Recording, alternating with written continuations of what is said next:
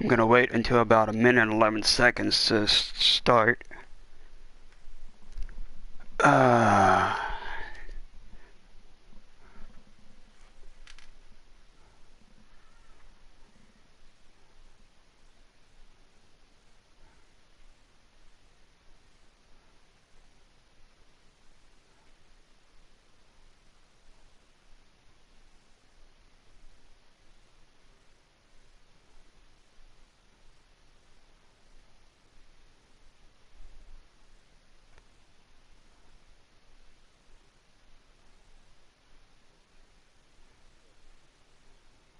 Actually, hold on. I'm going to mute my mic for a minute.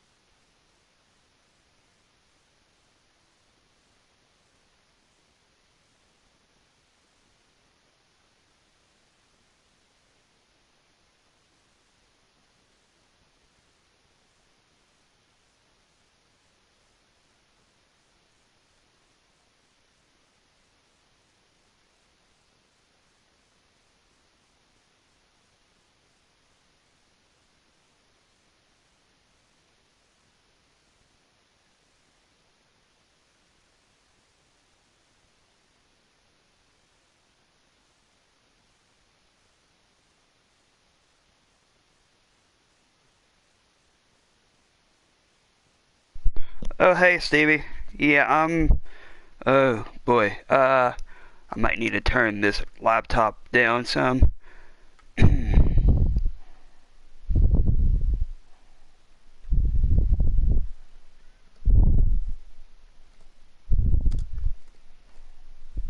Oh, oh, hold on.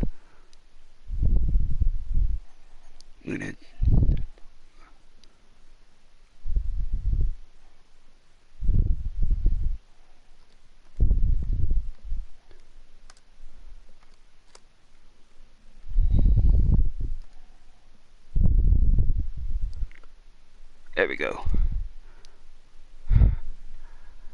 Oh, nothing much. Just typing into your chat on Twitch for a minute.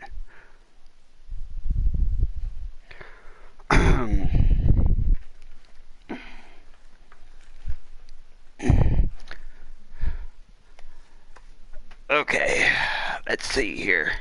But yeah, that Iron Man VR bundle looked pretty neat. Oh, you're welcome. Yeah, that Iron Man VR bundle looked pretty neat. Um, it's new. I could probably do it in 4 easy payments though of $87 from time to time in 4 ways. Yeah, I saw a clip of it too. Looked pretty awesome.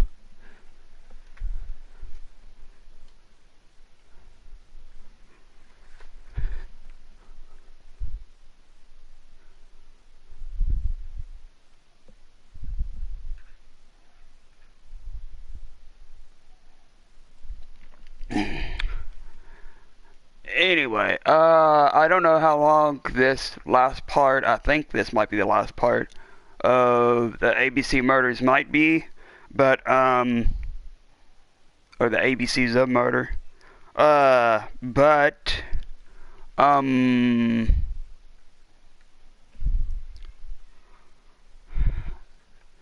if this last part is kind of short, Yeah, I'll start another game before I start, what is it? Dead by Daylight. Anyway,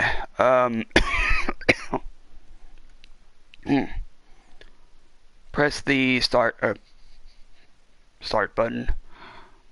Yeah, that's what the cross button is called, the start button. Press the cross button to start. That probably means press the X button to start.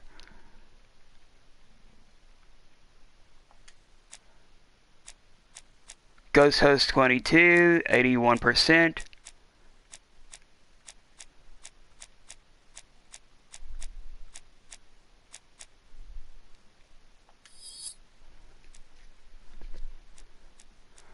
Let's see here.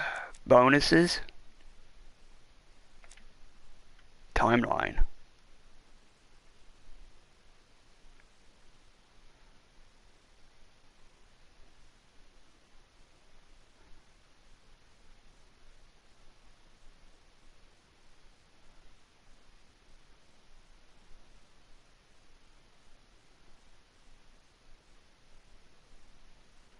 My mom's calling me. Oh boy. Andover, Bexhill, and Churston. Yeah, like what I was telling you earlier, I might start Crash if this one is kind of short.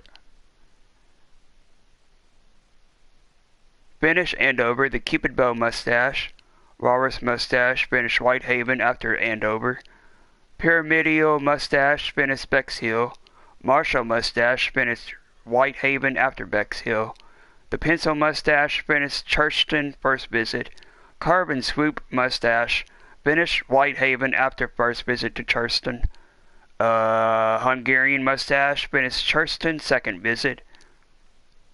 The Handlebar Mustache, finish Whitehaven after the second visit to Churston. Cat's Eye. Pyro excels in observing human nature. You are receiving this award for having penetrated one's person's thoughts with a simple look. Falcon's Eye. Pyro excels in observing human nature. You are receiving this award for finishing half the observations.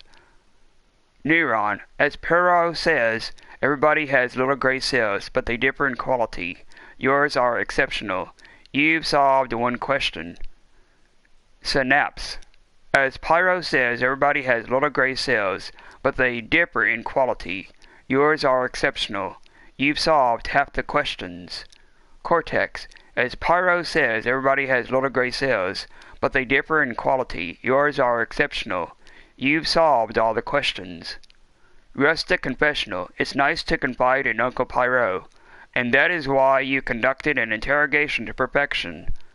Romantic Confessional. It's nice to confide in Uncle Pyro, and that is why you conducted half of the interrogations to perfection. Four-leaf clover. You believe that symmetry is the source of all beauty, and that order creates virtue. Snowflake. You believe that symmetry is the source of all beauty, and that order generates virtue. What a pleasure it is to sort through things and tidy up. Small donkey. Even Pyro sometimes makes mistakes. Purring Tomcat. Comfort is important. This award is being awarded to you simply for having taken the time to sit down in a good chair. Single gear. Glory to the hand of man, the equal of his mind. One is nothing without the other, and it is by using both that you are able to solve a riddle. Double gear. Glory to the hand of man, the equal of his mind. One is nothing without the other, and it is by using both that you were able to solve half of the riddles. Newspaper. The newspapers are talking about the case. Therefore, they are also talking about you. Do not hesitate to read them. Fame is not all that unpleasant. Stone. You are being stoned by the press, but you are taking matters very calmly. All great men have had their moments of solitude. Nietzsche Mustache. Thus spake Pyro. You've done your thinking all on your own. Then, like Zarathustra, you revealed the truth to all. You coordinated the final meeting without a single hitch. Congratulations. Freud mustache, well done. You've interpreted Donald Fraser's dream with as much assurance as the great Sigmund himself. Einstein mustache. For Hastings, you've skillfully shown the theory of the relatively. For Hastings, you've skillfully shown the theory of the relativity of viewpoints. That of a sick old lady has as much value as that of a pretty young girl. Fantastical mustache. You have proved your artistic flair by discussing porcelain with Thora Gray. Samurai mustache. Masterful. You've opened Sir Carmichael's secret drawer. You've put the animals in the right place. Take a rightful place. That of the Emperor in the middle. Sheriff mustache. Masterful. You intervened just in time. Your fortuitous telephone call probably saved the life of the owner of the Black Swan Hotel. Thor's hammer. You've tamed the Nordic firestorm. Thora Gray was unable to protect her secrets, and you have brought them to light with the force of your logic. Telescope. Intention purifies the action. Some indiscretions are tolerated in the interest of truth, such as searching without a warrant, reading the clerk's correspondence, and opening a parcel addressed to Thora Gray. Secret heart. You cannot hide anything from Uncle Poirot. He pierces the best-kept secrets of the heart with great ease. For example, those of the beautiful Thora. Gold paper knife. Well done. On your own initiative and thanks to your talents in graphology, you have proved the common origin of the letters sent by the killer. Huh.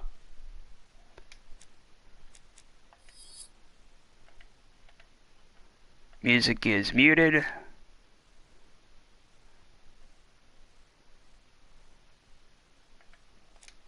There we go. Oh yeah, that's what I was just on.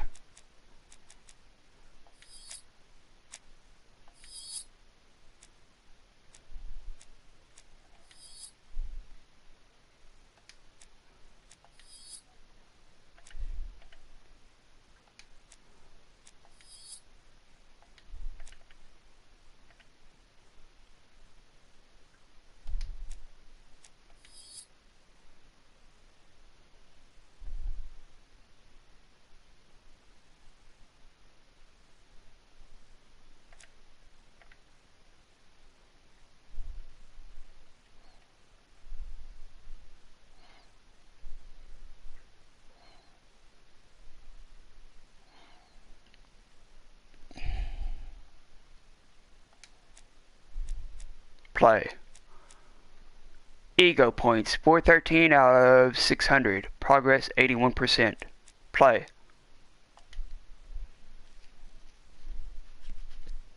Collect ego points by acting in the same way as Hercule Poirot. Marbury Guest House.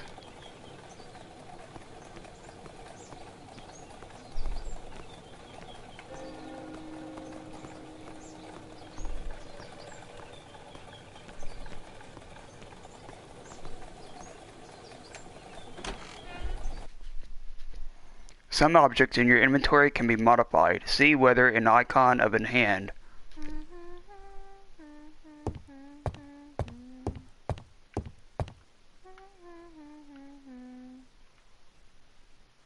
It is a very beautiful piano. Maybe Mrs. Marbury likes to play in her free time. Victim. Dick Donabar. Notebook. Victim. Dick Dunbar. About 40 years old in Doncaster. Owner of the Black Swan Hotel. He is on the killer's list. He has a heart condition. He was protected by Poirot.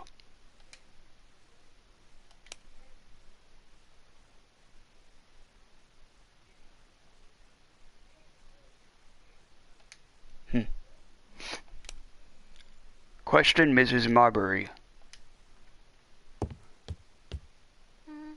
It is a very beautiful piano. Maybe Mrs. Marbury likes to play in her free time.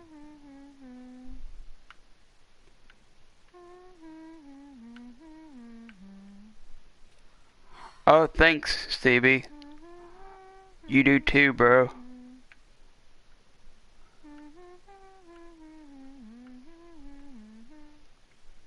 Let's see.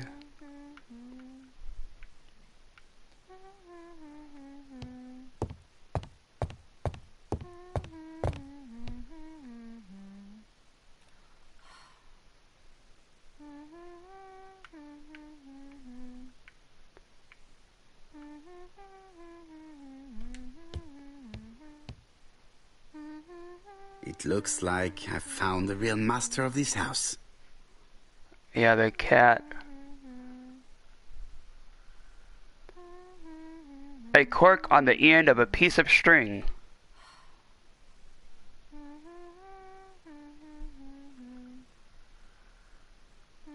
Cat portrait. A cushion with hairs. There is no need to worry about the household cat. I'm sure that Mrs. Marbury lets it do what it pleases.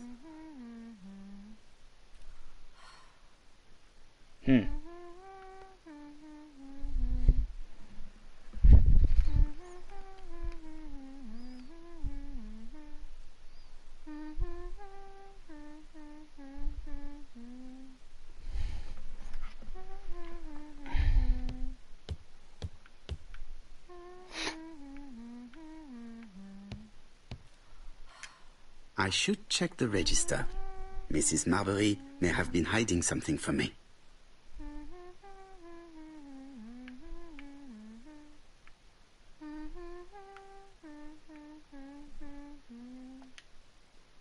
How do you do? You must be Mr. Hercule Poirot. Chief Inspector Jupp told me that you might be coming.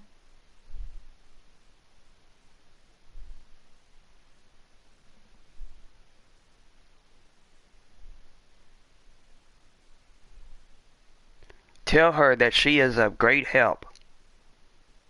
Get annoyed seeing her peel potatoes.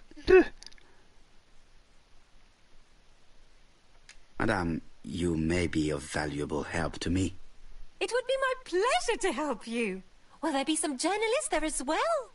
I think you might even be interviewed. You are key witness. I've suspected him for some time, but he appeared so harmless. Oh yes, sometimes he got angry and waved his arms about. But even then, he wasn't frightening. And he was as gentle as a lamb again immediately afterwards. It was only this morning that I understood. He told me he was going to Cheltenham, but my daughter saw him at Euston Station. It's not the right station. To get to Cheltenham, you have to take the train from Paddington. And what's more, Mr. Cuss left behind an ABC with Doncaster underlined. As you can imagine, when I saw that, I called Scotland Yard.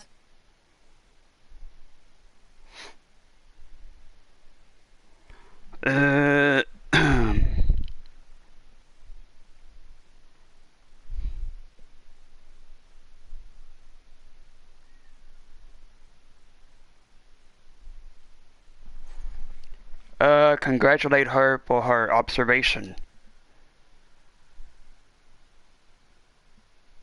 Well done. You were right. He did go to Doncaster. So I was right to warn the police. Tell me, did you have any other reason to suspect Mr. Cust? Well, he's odd. Sometimes he coughs really loudly and complains that his throat is burning, and sometimes he talks to himself and stares into space. He told me that it was because of a wound he got in the war. His head hasn't been quite right since, he said. And then he was in Churston when that millionaire got murdered. I found his train ticket when I washed his coat. He didn't want me to wash his shirt. He washed it himself. But I did see big brown stains on it.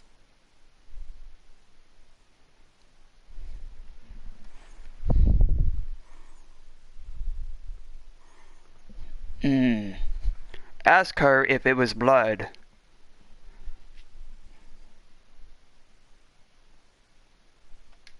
think it was blood? Well, when I saw them, I thought, look, he spilled his wine or his soup all over himself. But now that I think about it, well, they did look like blood. Cut used to travel for his work. Is that correct? Oh, it wasn't for pleasure. He was always unwell on trains. But he had to sell his stockings around England. I have to respect my engagements, he used to say. Do you know where Cust was at the time of the murder in Andover and Bexhill? On June the 21st and July the 25th? No, I don't know. That was a while ago, you know. But surely you keep a register. It won't do you much good. Mr. Cuss rents his room for the year. If he goes away for a few days, I have no reason to make a note of it. Ah! I remember one thing. Bexhill's by the sea, right? Indeed. It is a large seaside resort. Well, as it happens, at the start of July, Mr. Cast asked me to repair his bathing dress. Suspicious, huh?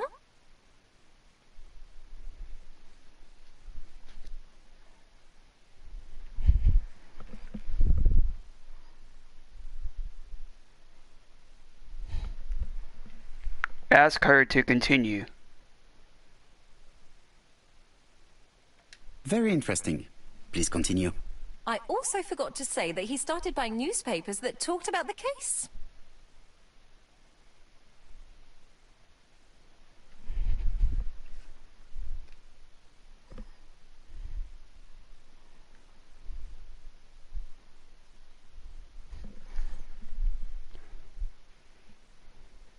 Ask when he started buying newspapers. When did he start buying the newspapers? Let's see. I think it was just after the millionaire's murder in Churchton. He didn't seem all that interested before that. That will be all for now. I'm going to take a look at his room. Take the key on the counter. Thank you.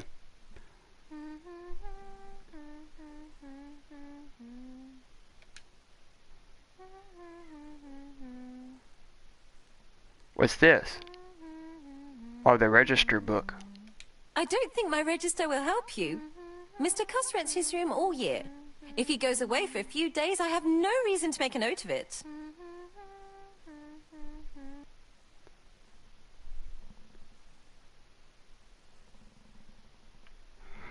What does that say? Marbury boarding house. Guest registration.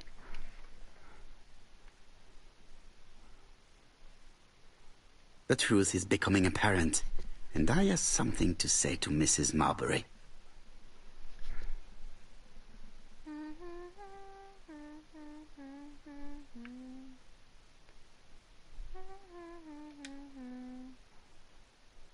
This woman appears to be in a good mood.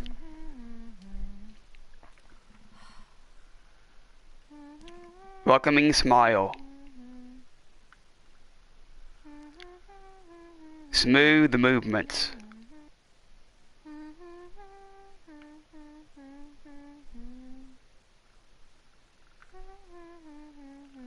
I really would like to help, but I think I've said all I have to say.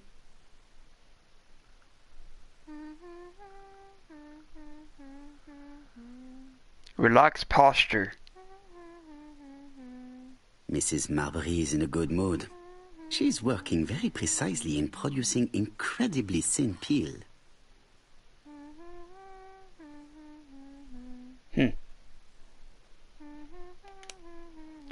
Notebook witness, Mrs. Marbury, about 40 years old, in London.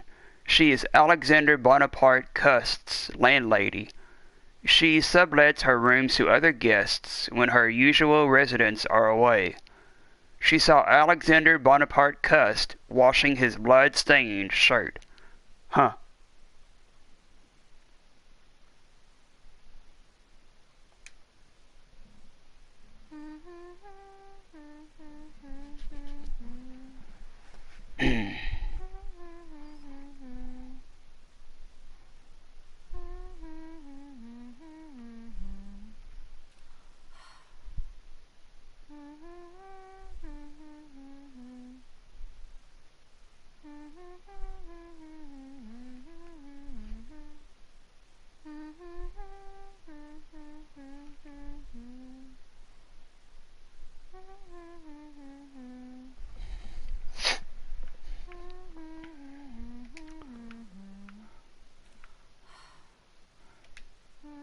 There is no need to worry about the household cat.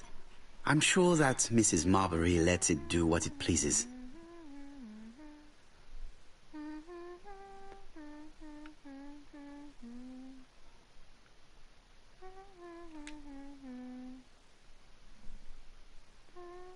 Where is that key, though?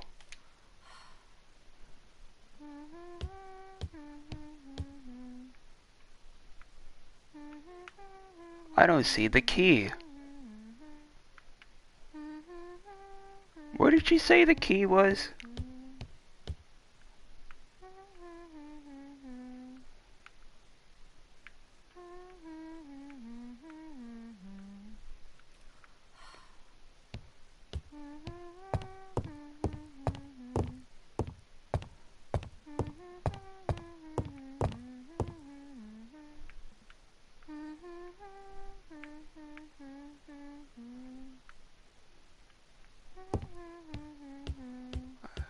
That's funny, I don't see the key.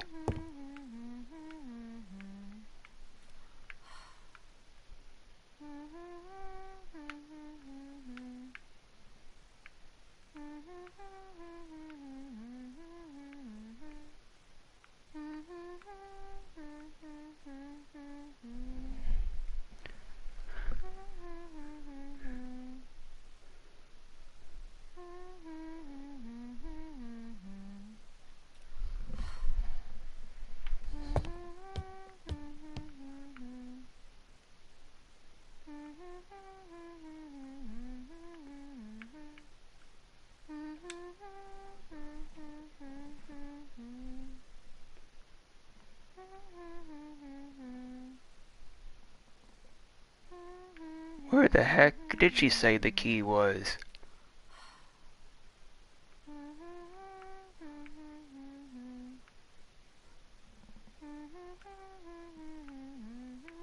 There's a registration book, but the key?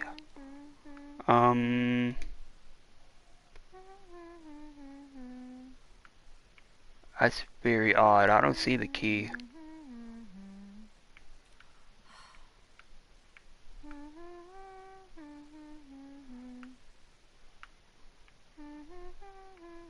Might have to talk to her again to get the key.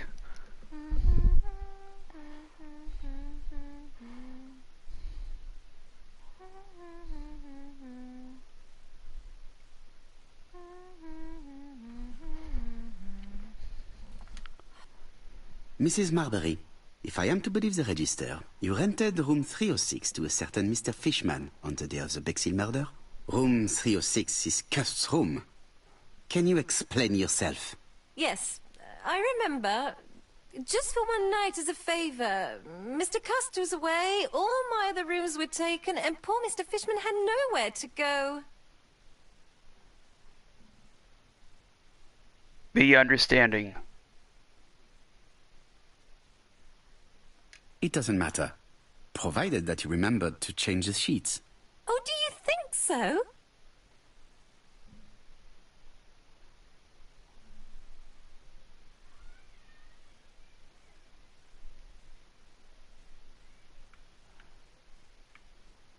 Now, where is the key?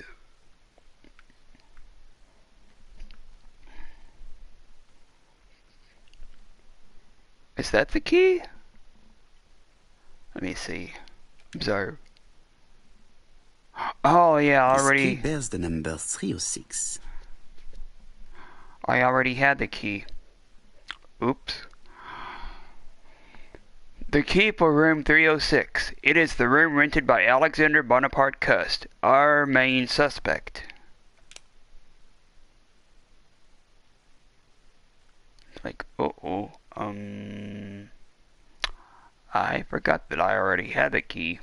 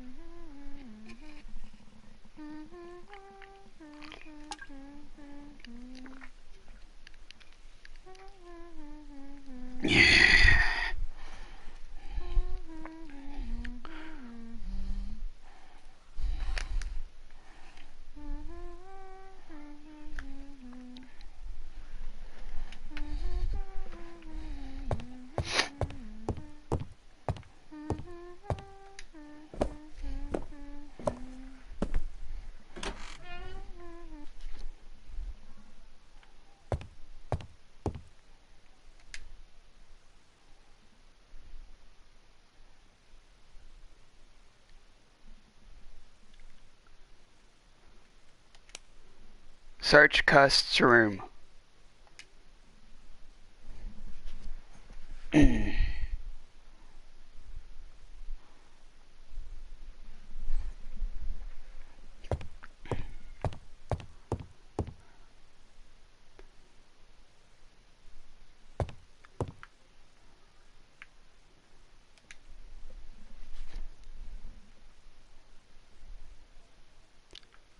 What's this?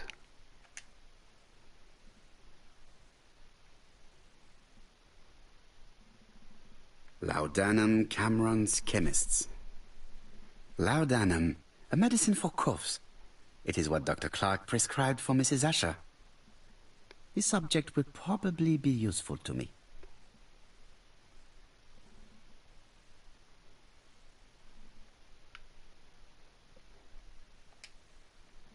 What's this? Sedative. Diethyl barbituric acid, Johnson Company. I know this medicine. It is a powerful sedative. This subject will probably be useful to me.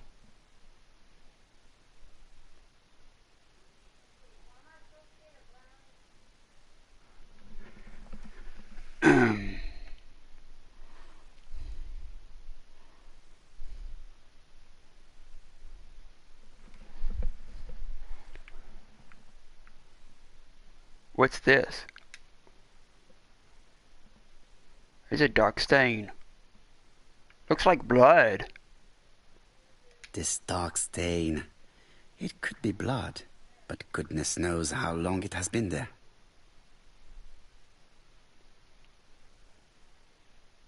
Huh.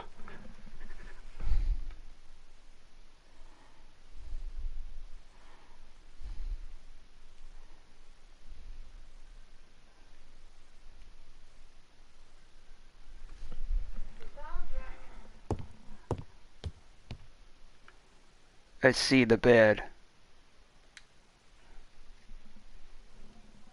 How hopeful. This place is a real mess.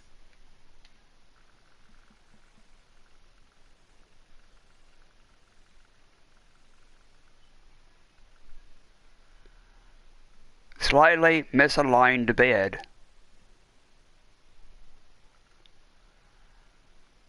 Scruffy coat.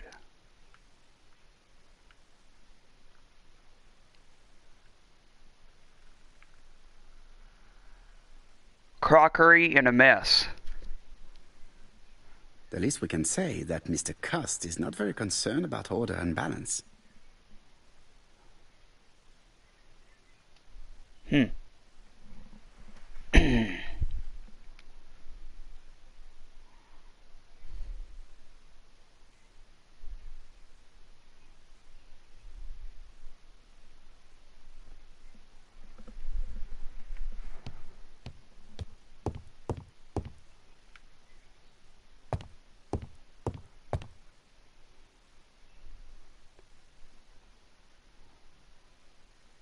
It is not the right time.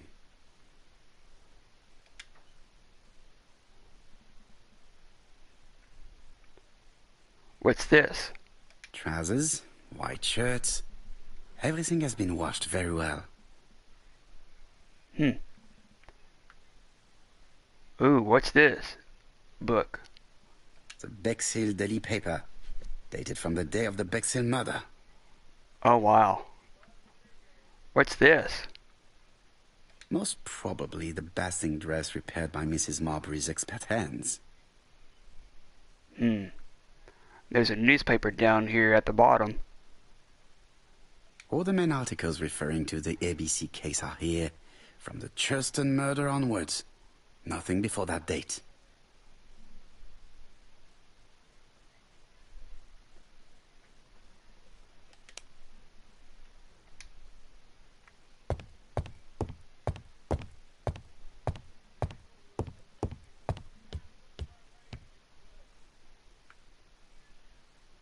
What's this? War of 1914-1918.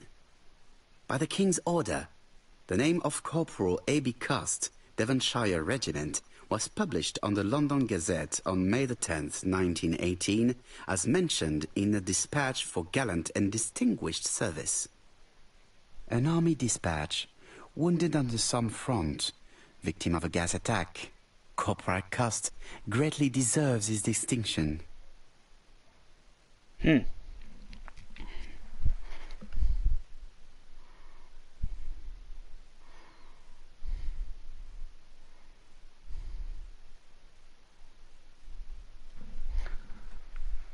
Let's see what's over here on the table.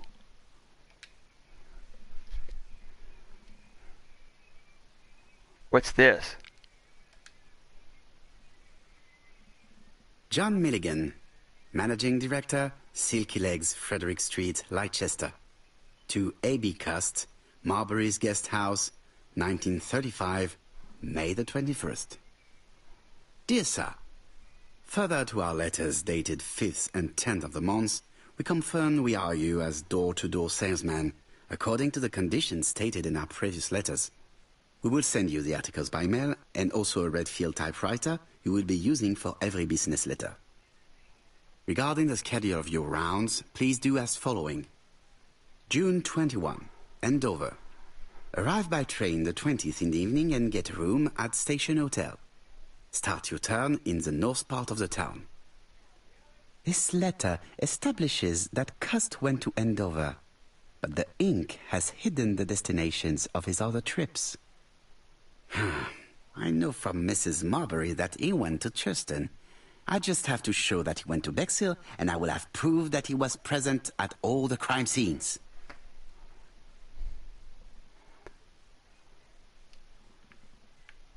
It looks like some spilled ink over here. Did Cust drop it when he opened the window? Or was it Mrs. Marbury while she was cleaning? What's this? Cust is parsimonious. He keeps his pencils and sharpens them until there is nothing left. It is clear that he did not grow up in luxury. There's an ABC book. It's an ABC.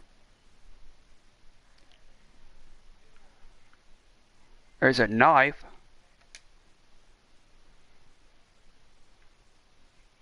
A long-bladed knife. A murderer's weapon. This object would probably be useful to me.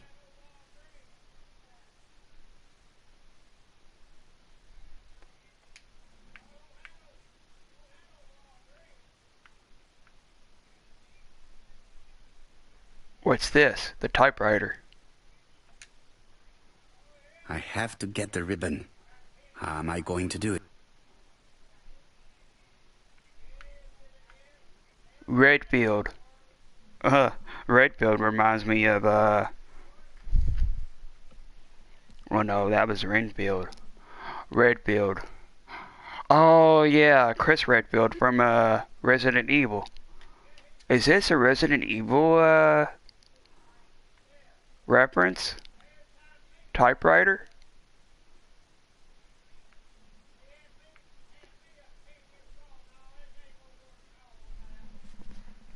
Could be.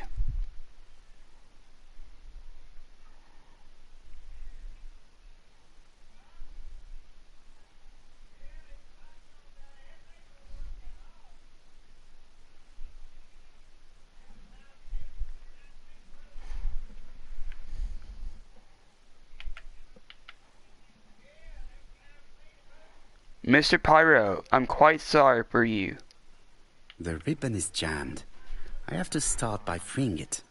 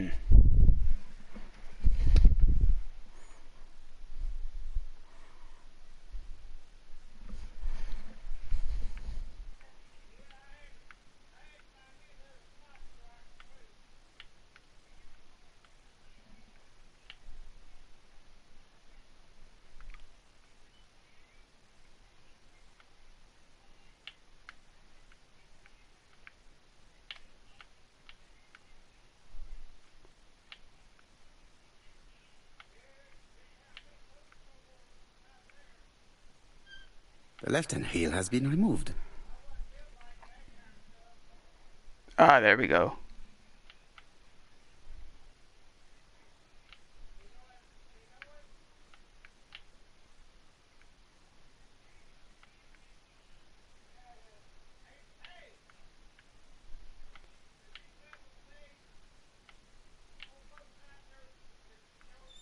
The right-hand heel has been removed. Now I could probably get it.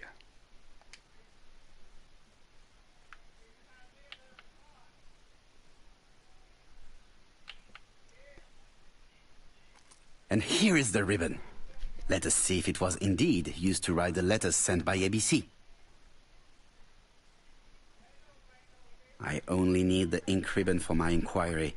I will let Jack clean the keyboard if he wishes.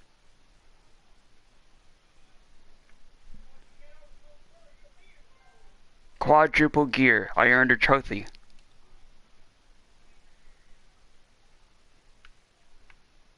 All the letters announcing the murders were written on Cust's typewriter.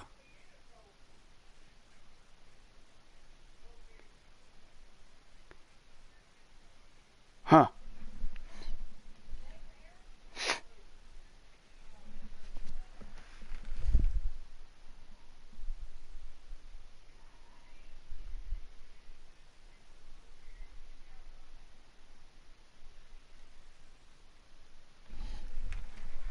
Okay, let's see what we have over here on the floor.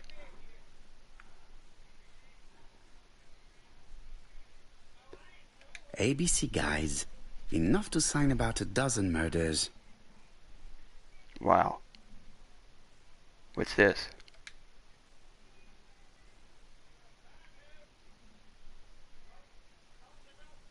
What's this? ABC guys, enough to sign about a dozen murders. It's closed.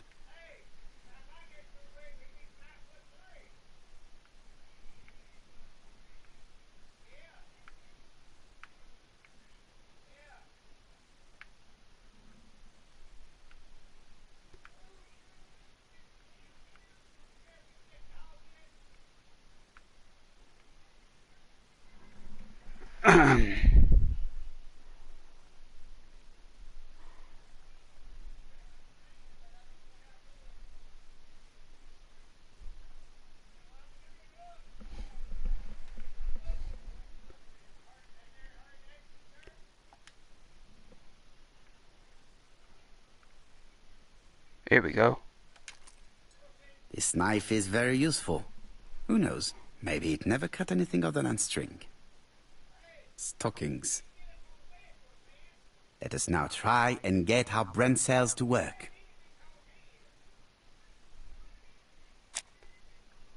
Where was Cuss at the time of the Bexhill murder?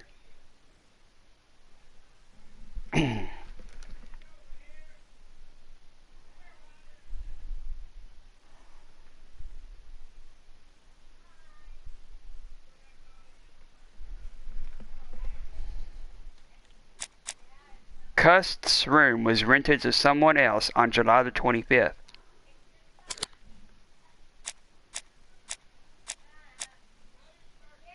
The Bexhill local paper dating from the day of Betty's murder was found in Cust's room.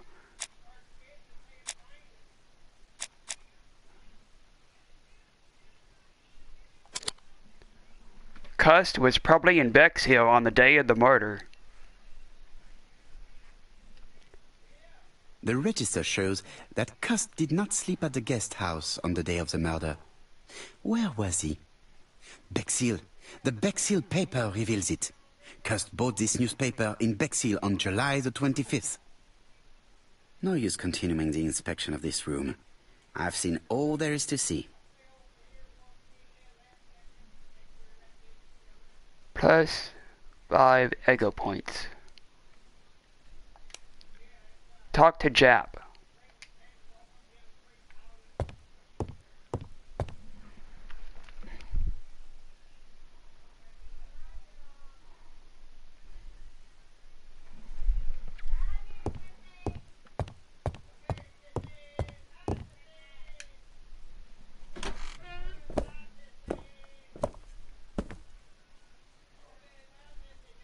Goodbye, Mrs. Marbury.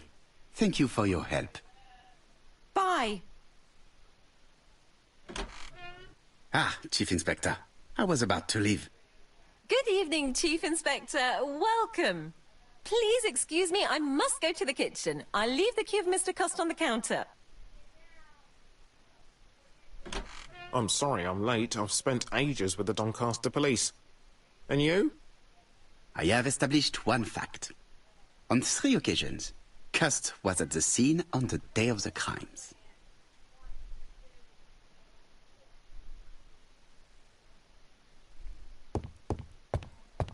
I had best talk to Jap.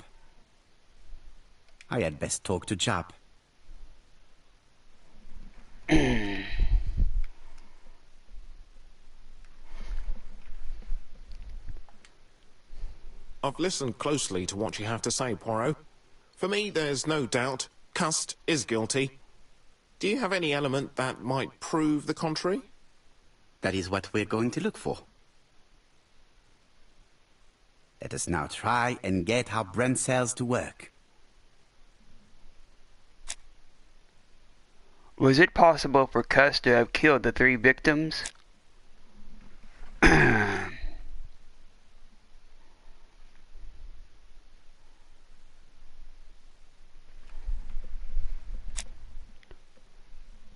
Declaration by Mrs. Marbury. Cust was in Churston on the day of Sir Clark's murder.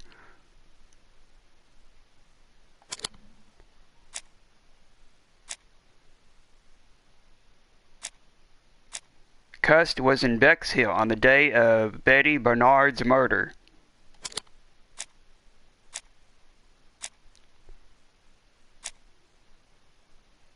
Cust was in Andover on the day of Alice Asher's murder.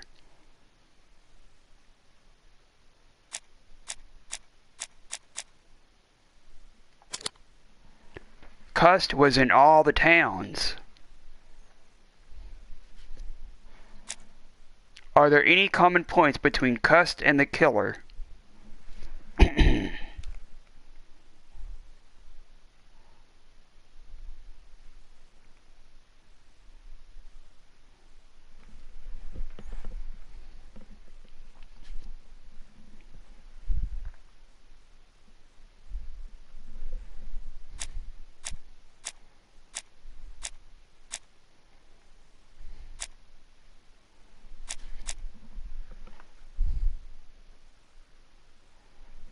Let's see here. ABC. Material proof. He has the ABC guides at home.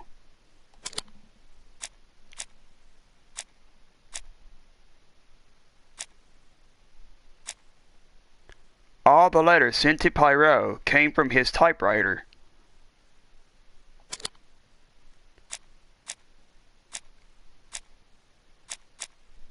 He has a knife like the one used to stab Sir Carmichael.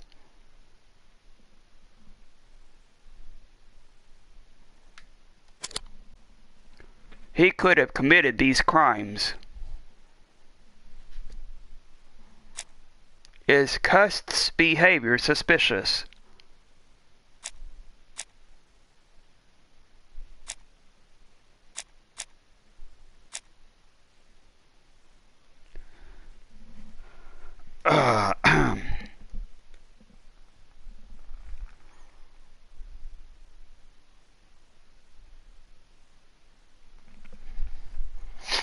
He keeps the newspapers that talk about the murders, is one.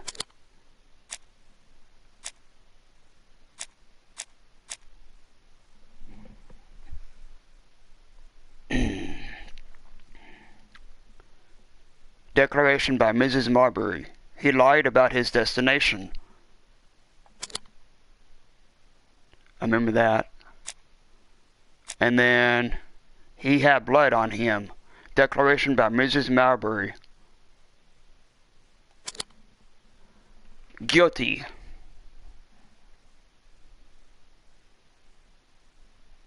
The evidence against Cust is overwhelming. His presence at the scenes, the knife, the blood-stained shirt, the ABCs in a box. C'est vrai. However, the blood Mrs. Marbury's worn Cust's shirt may have been his own. According to his medical records, he suffers from hemoptysis. The murderer cut Sir Carmichael's throat from behind, and the blood spurted outwards.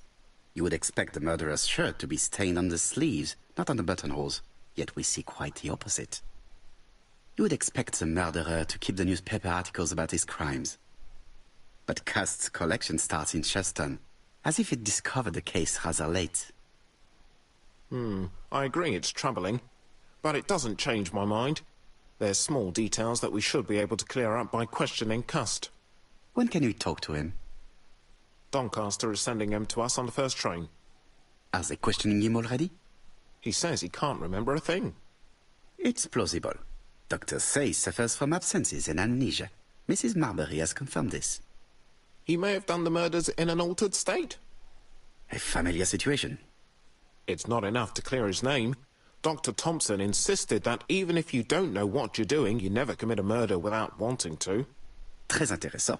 I shall remember that. Right. I'll go and examine the suspect's room. Chief Inspector, I took the liberty of removing a few clues to examinatum. All right, we'll discuss them tomorrow. In the meantime, I'm going to see if you've missed something.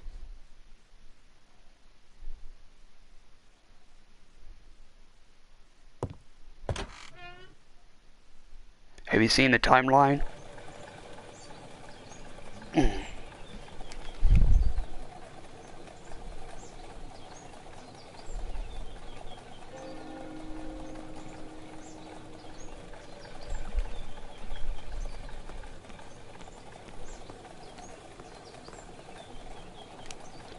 Go to Scotland Yard.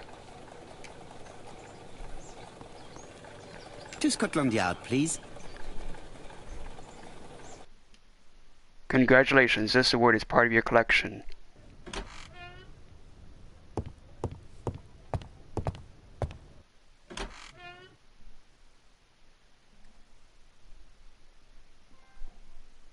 Candelabra mustache.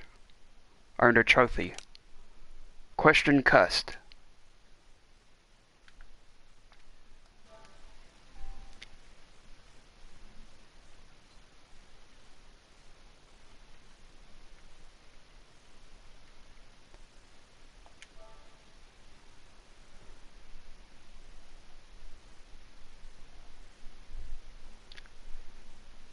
Finish Marbury Guest House on March 14, 2021 at 1:54 a.m.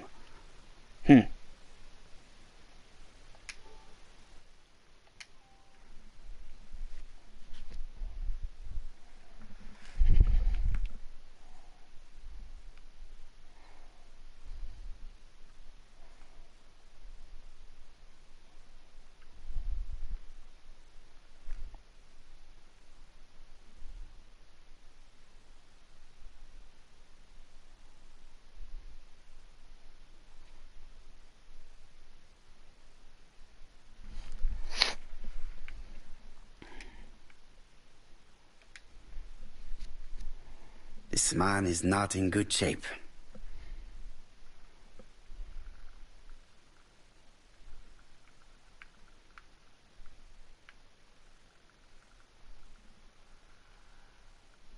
Shaking hands.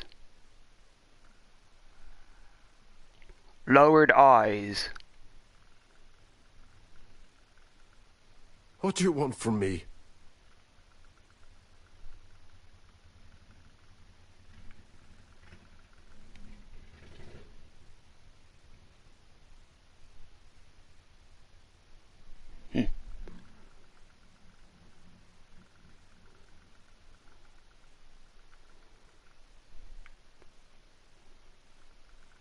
What do you want from me?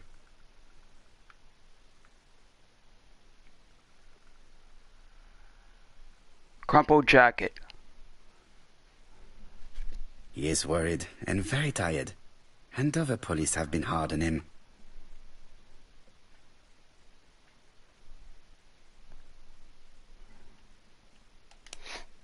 Notebook suspect. Alexander Bonaparte Cust, about 40 years old, in London. He lives at Marbury Guest House where he rents a room on a yearly basis. He is a door-to-door Stocking seller. He was in each town where there was a murder. Huh.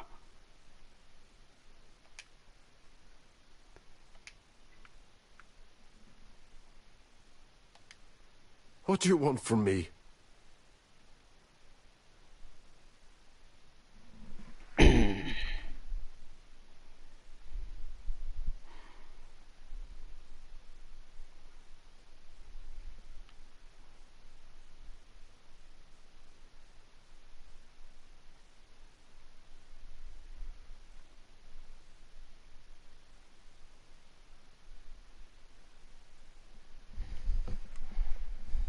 Present yourself.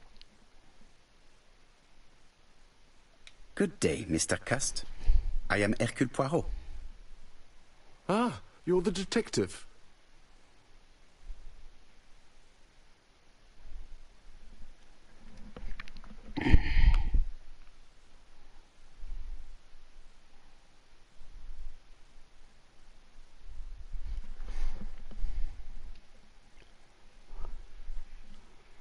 Talk about the letters. Yes, I am the person you have been sending the letters to. I didn't write these letters. I've already said so.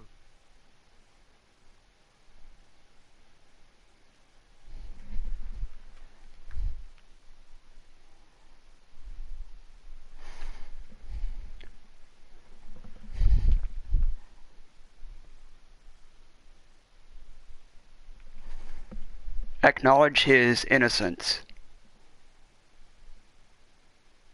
Très bien. You did not hide these letters. But the question remains, who did? Probably one of my enemies. I have many.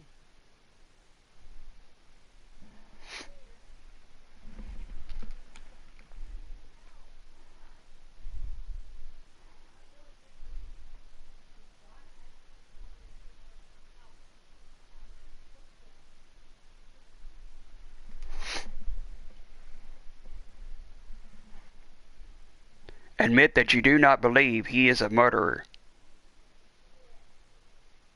I do not believe that you are capable of murder, Mr. Cust.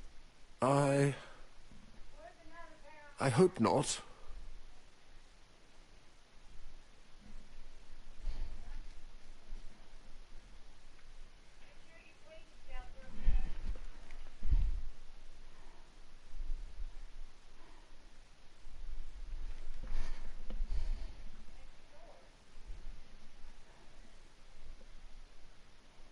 Get him to talk about the army.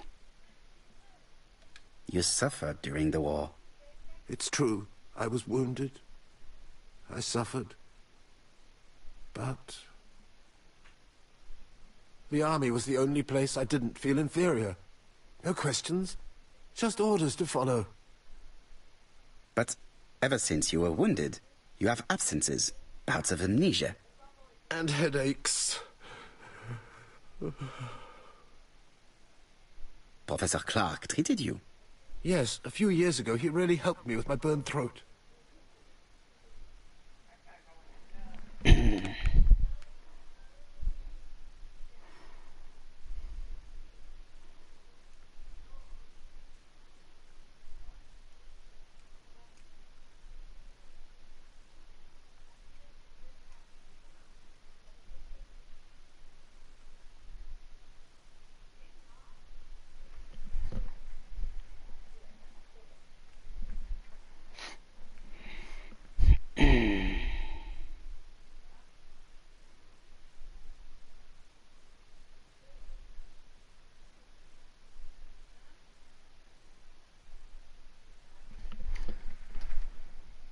Get him to believe he is innocent.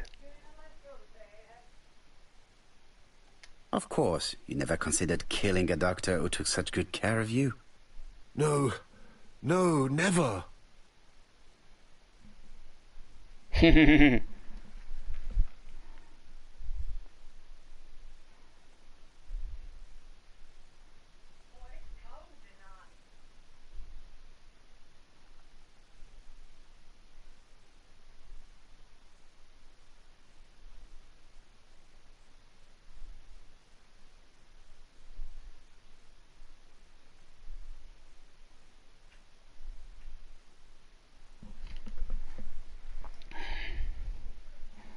Ask him if he acknowledges going to the 3 towns.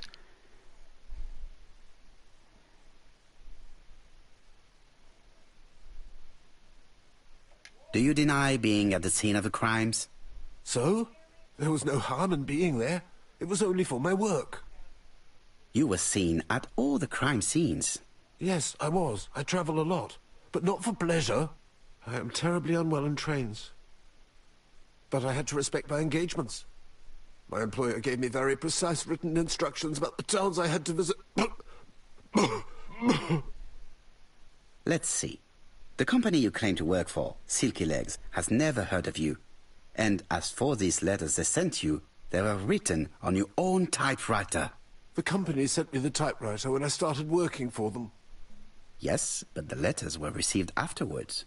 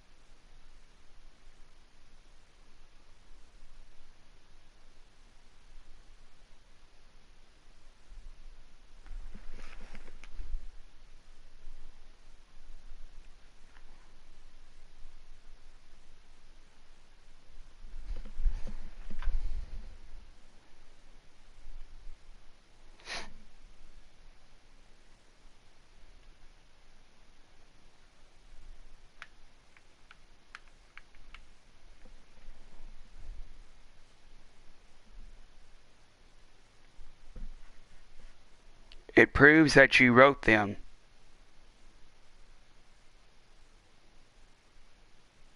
It proves that you wrote them. I may have. Good God! I don't know what's happening to me. My head hurts terribly.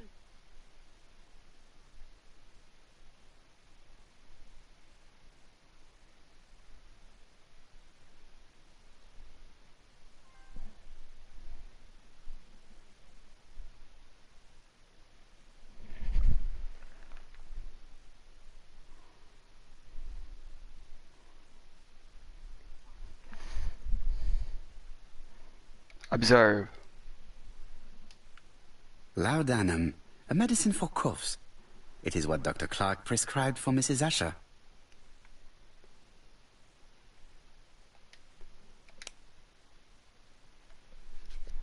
I know this medicine. It is a powerful sedative. Why did Cust acquire some?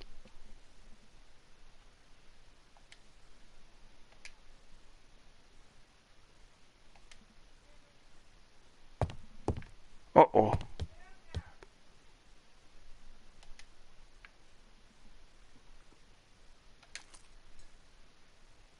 Take this.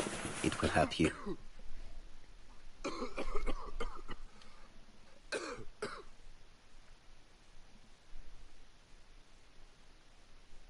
Oh, I think I'll be fine. Let us see, Cust. Look at me. You know very well that you committed these murders? Yes, I know. But I'm not wrong in saying that you do not know why you committed them. No, I don't.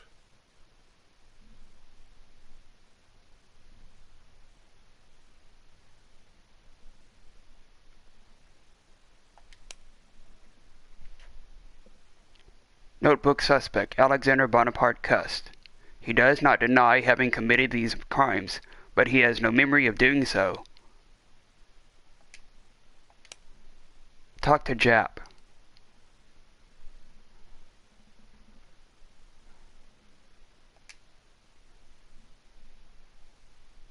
Red Cross.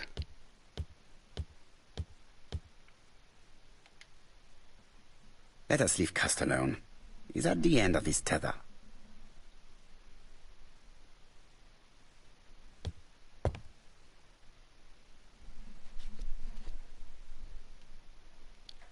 Ten ego points.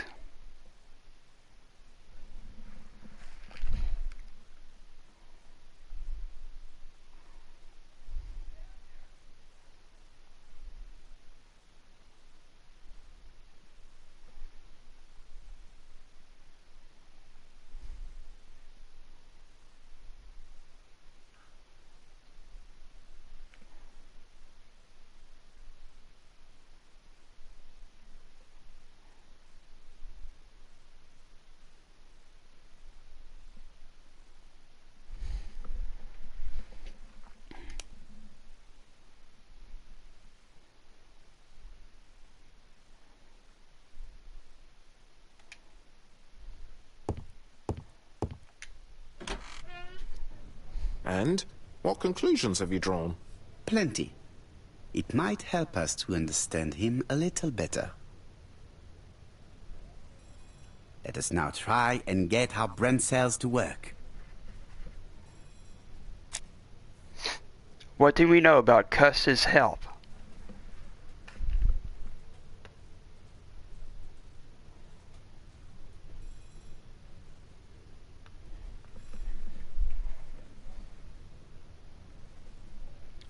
Declaration by Mrs. Marbury. He suffers from hematosis. He brings up blood when he coughs.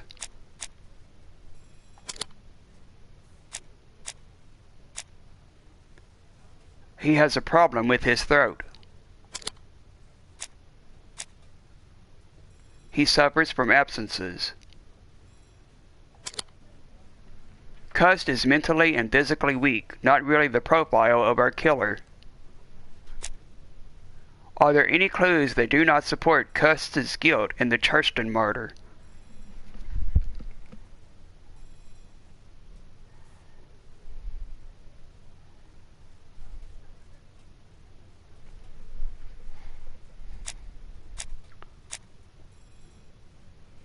Material proof. Sir Carmichael was attacked from behind, and the blood spurted out in the direction of the sea.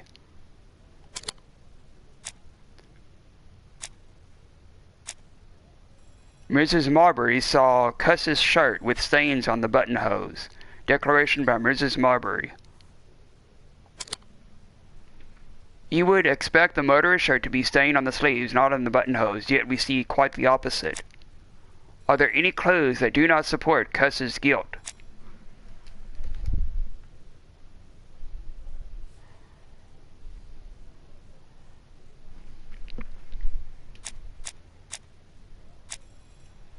Declaration by A.B. Cust. He did not appear to recognize Poirot. Declaration by A.B. Cust. You would expect a murderer to keep newspaper articles about all of his crimes, but Cust's collection starts in Churston, as if he had heard about the case late on. There are several details which show that Cust is not guilty. Can we say without a shadow of a doubt that Cust is guilty?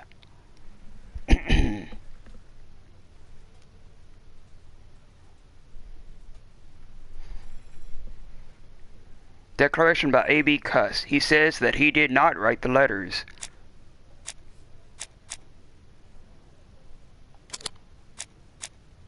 Declaration by A.B. Cust. He had no reason to kill them. Not guilty.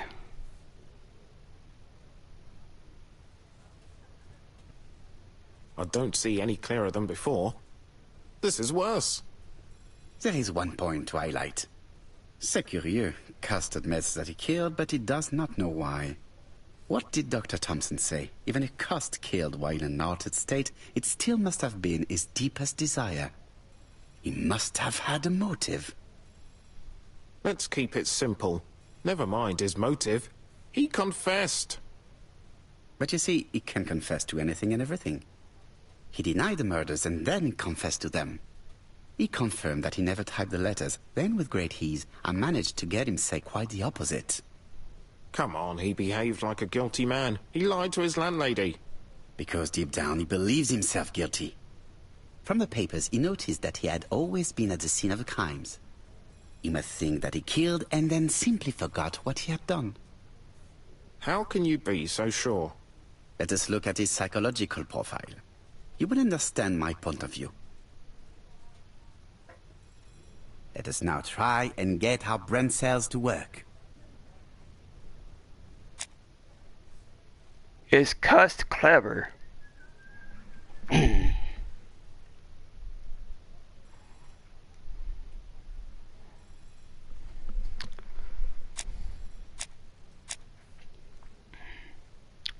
Declaration by A.B. Cust. The army was the only place I didn't feel inferior. No questions. Just orders to follow. Observation by Hercule Poirot. Indeed, let us look again at this murder, if you please. You will see that the murderer carried it out to perfection.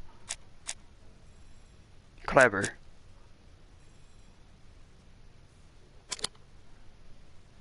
Mediocre. Is cussed sure of himself. Killed when the street was packed with people. That's rather bold. He was self-confident.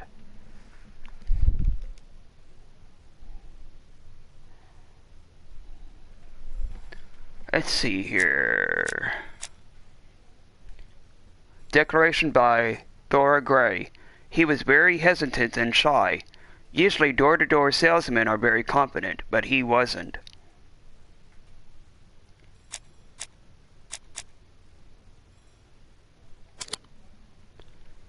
Easy to influence. Is cussed a seducer. The man seduced Betty before taking her to the beach, where he strangled her. He was a seducer.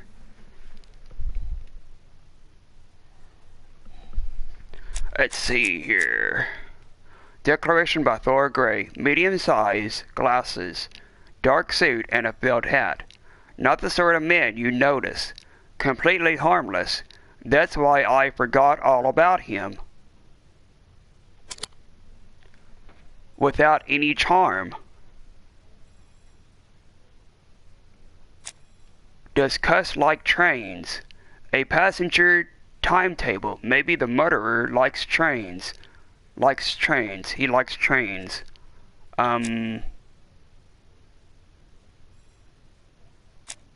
Let's see here.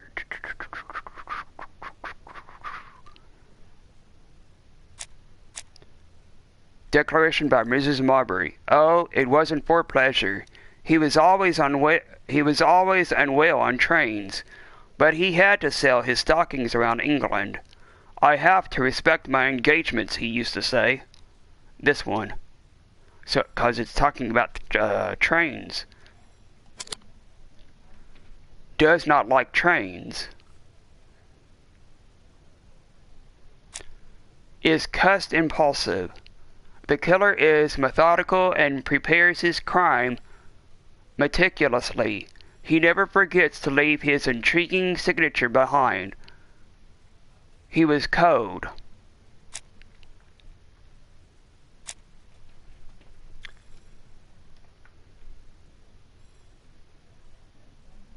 Let's see here.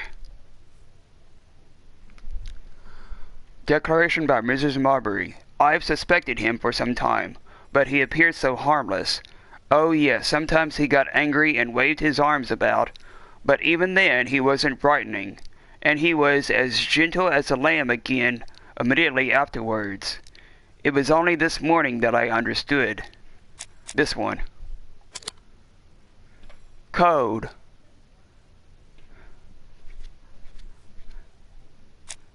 Is cussed generous. Without the ABC, we might have suspected Mr. Asher and Mr. Fraser, but by signing his crimes, the murderer is making sure that he is accused. In a way, it is very generous of him. So he was generous. Observation by Hercule Poirot. Cussed is parsimony. Cussed is parsimonious. He keeps his pencils and sharpens them until there is nothing left. It is clear that he did not grow up in luxury.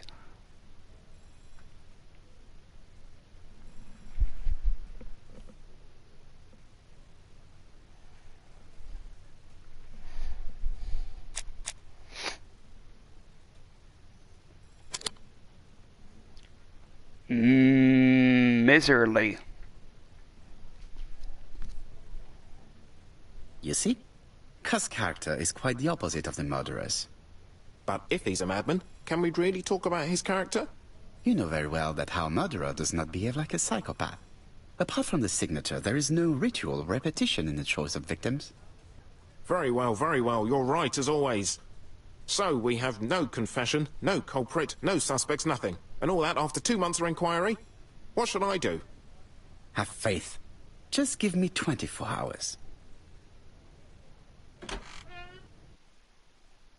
Have you seen the timeline and the bonuses? New objective, go home.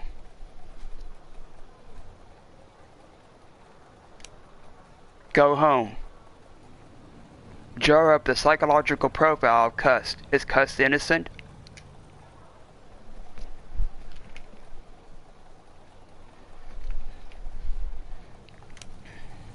So he's a witness.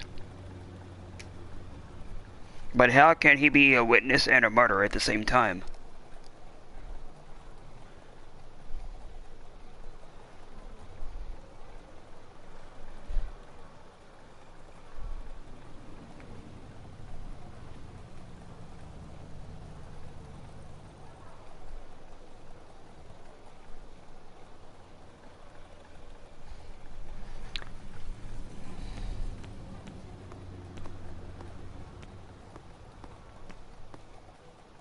To White Haven, please.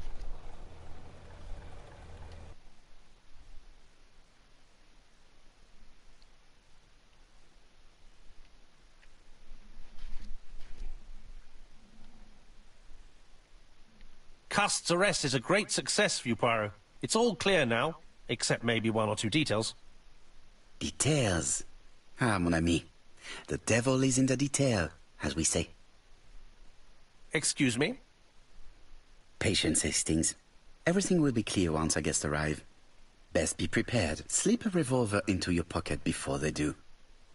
A revolver? But Poirot, what are you afraid of? Trust me.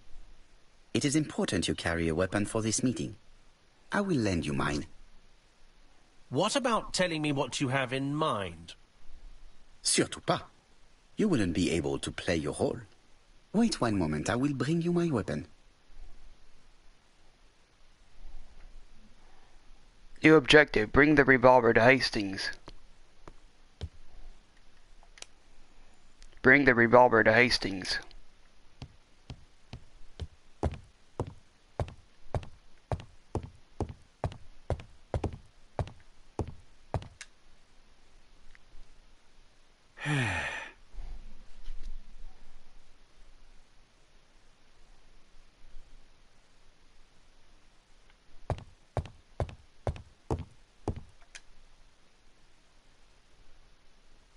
Ah, some cool hair.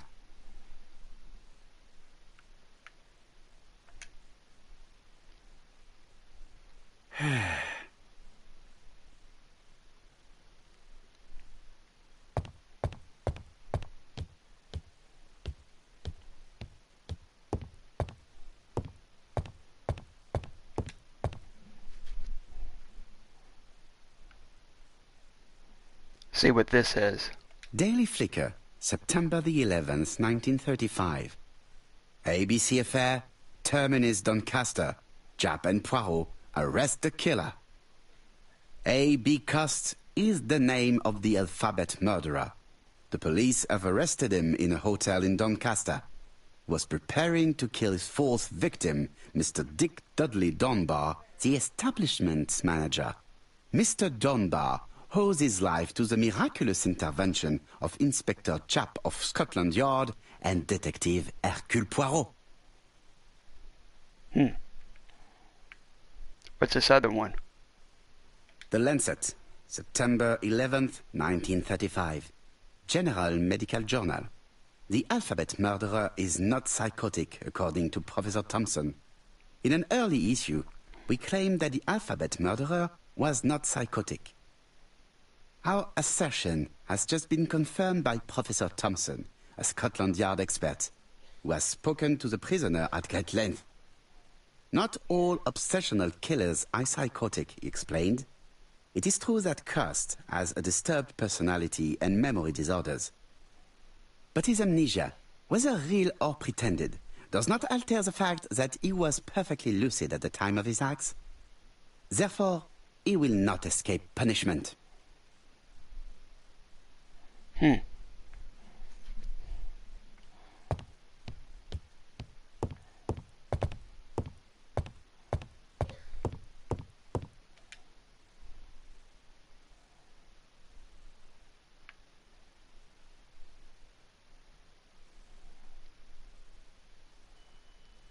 Cleaning tomcat.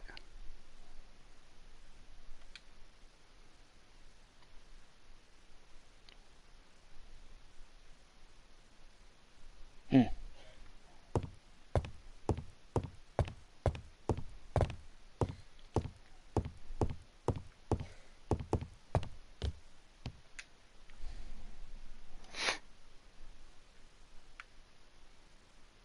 There's Hastings' photo album.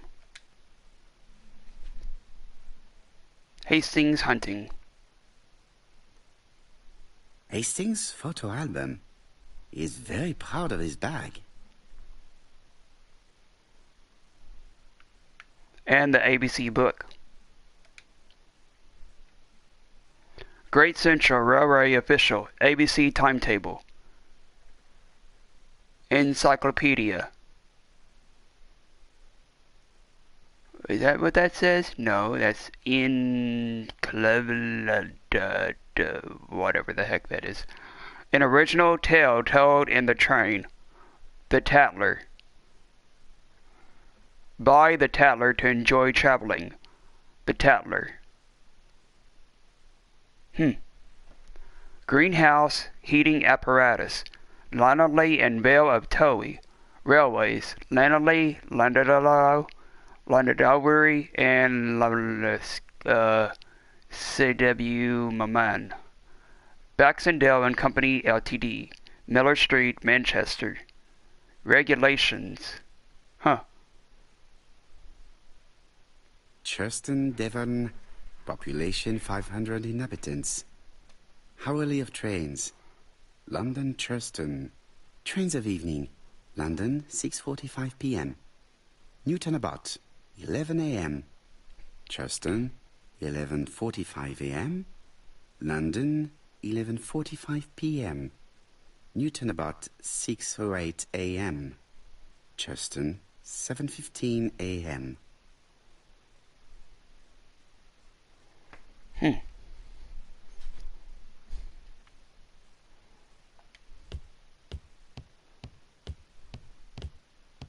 What about telling me what you have in mind? Surtout pas. You wouldn't be able to play your role. Wait one moment, I will bring you my weapon.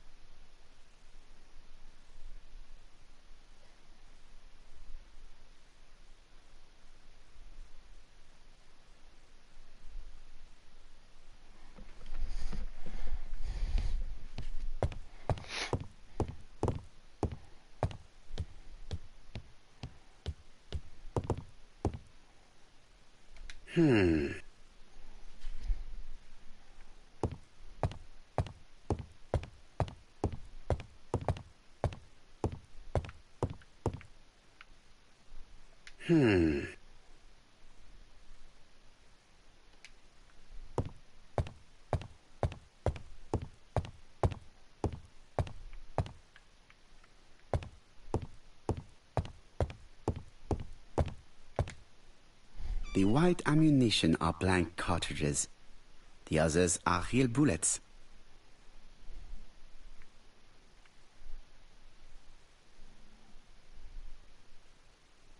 I have to choose the type of bullets to load.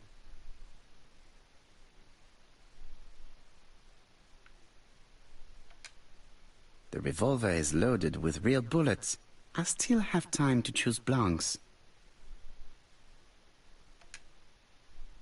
The revolver is loaded with blanks. I still have time to choose real bullets. Oh.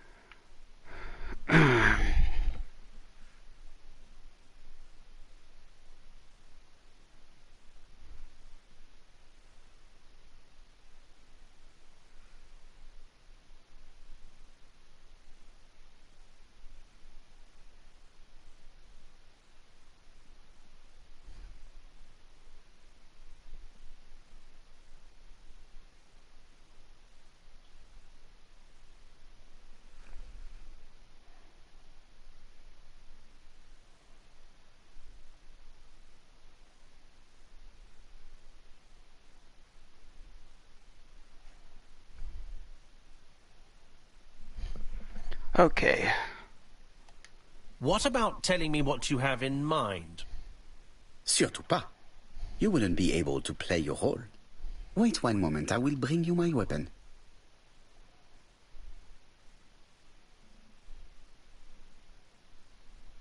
Use. Let's observe it. My old My revolver. revolver is loaded. I now have to give it to Hastings.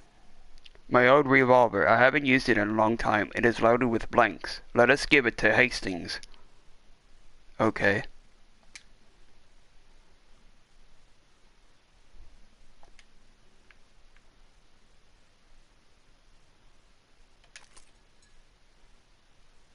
Voila, I entrust you with my weapon. It has hardly been used. It is almost new.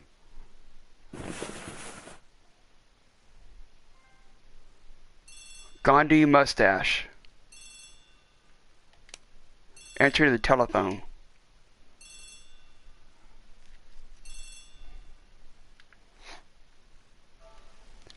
Let's see what this is. Gandhi mustache. As you were loading the revolver, you entrusted to Hastings with blanks. You clearly chose a non-violent approach to the problem. You'll thank yourself for it. Huh. On March the 14th, 2021 at 3:29 a.m. Huh.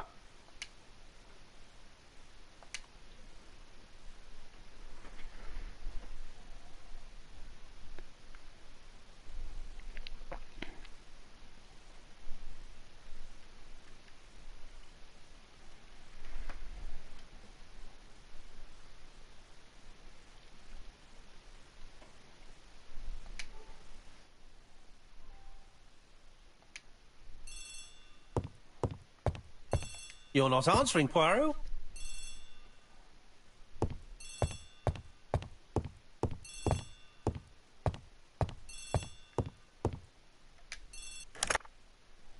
Chief Inspector, is that you? Yes. Sorry, but we haven't found anything. Have you checked the typewriter? And the packaging, the letter, and the ribbon reel. We've only found prints left by Cust and his landlady.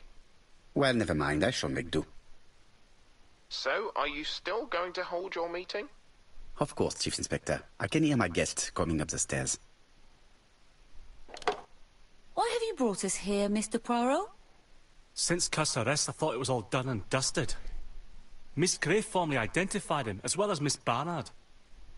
Yes, and the stockings he saw drove the same brand as the ones found at my aunt's. This is all true. However, a case is not closed if some questions remain open. And one question is, why did the murderer send me his letters? Why did he challenge me, Hercule Poirot? Perhaps he wanted to play with you, to taunt you. Xenophobia? Maybe he didn't like you because you're foreign. I may be wrong, but maybe by provoking you he was looking for glory? All these theories should be studied. Let us now try and get our brain cells to work. Why did the murderer make a mistake in the address?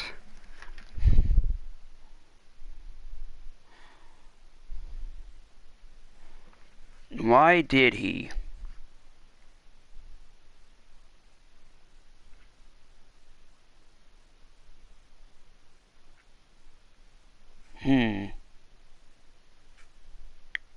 Why did he make a mistake in the address?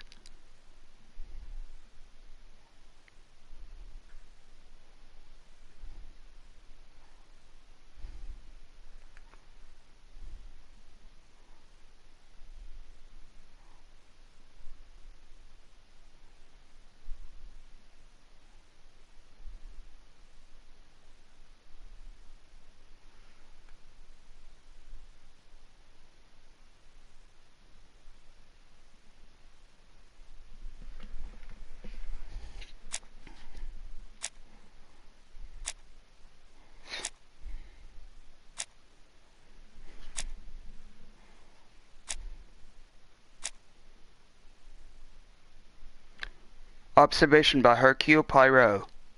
The murderer always warned Poirot about his murders.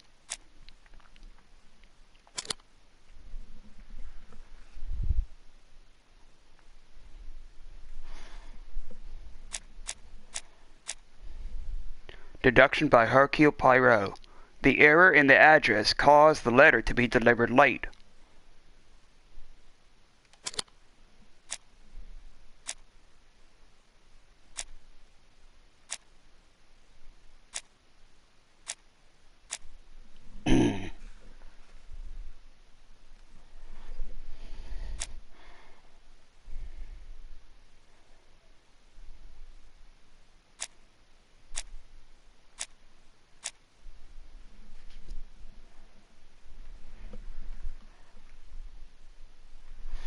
And the letter's late arrival saved the murderer.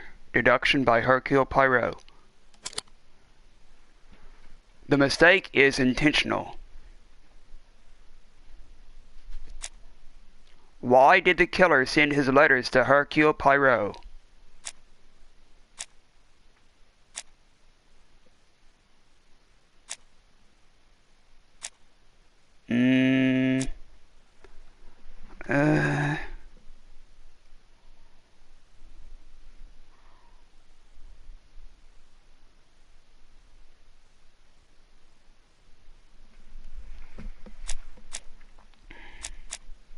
Poirot's address is not very well known.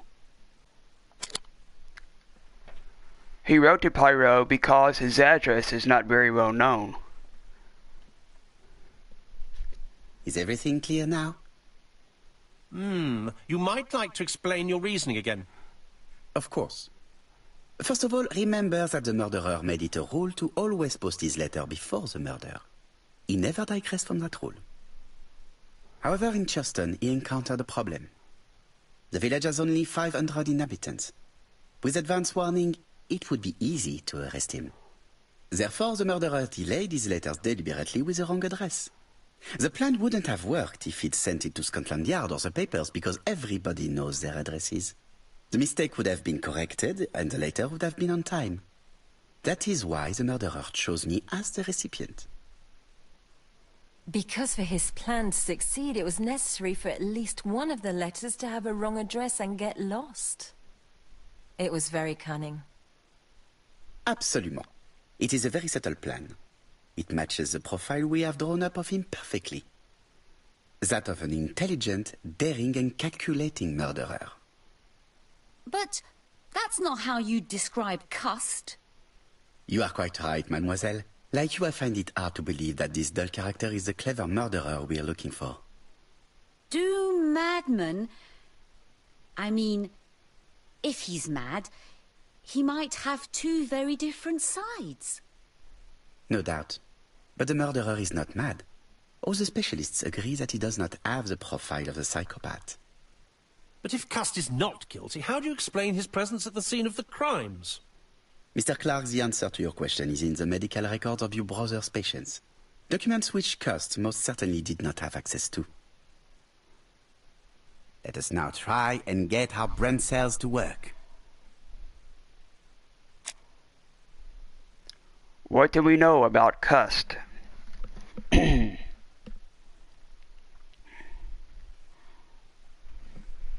see here. Well, he is very easily influenced. Declaration by Mrs. Marbury. Cust is easily influenced. And,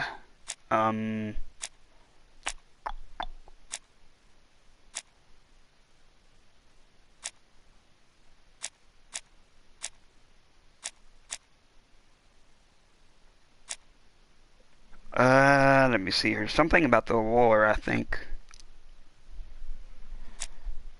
Cust was in the war and has never been quite the same in the head since. Cust was wounded during the war. Observation by Hercule Poirot.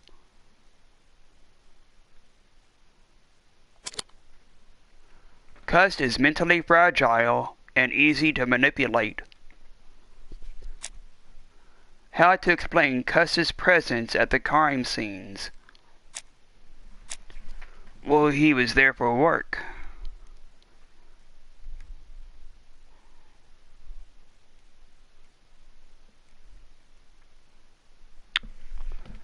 Let's see here. Alice Asher and Betty Bernard are in Dr. Clark's medical records.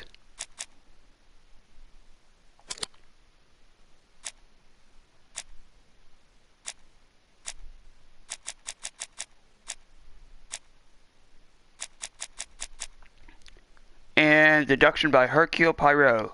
The murderer found a way to access Dr. Clark's medical records and tried to burn them in order to hide his tracks.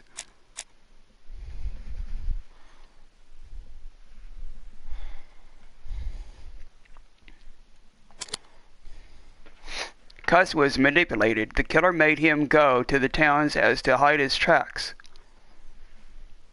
Dr. Clark's patients' records provided a very useful list of potential victims, sorted by alphabetical order.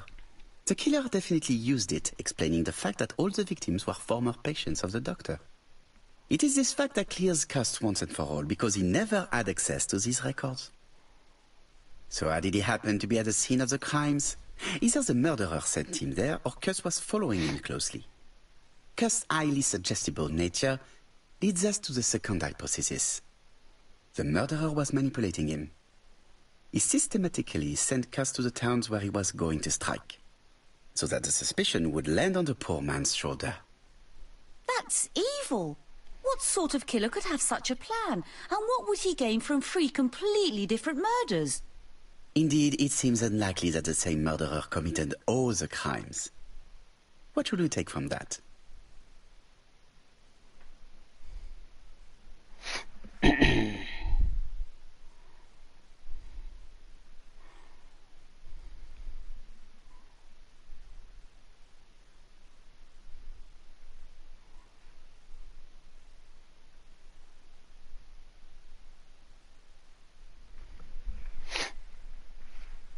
Say that just one murder is of interest to the killer.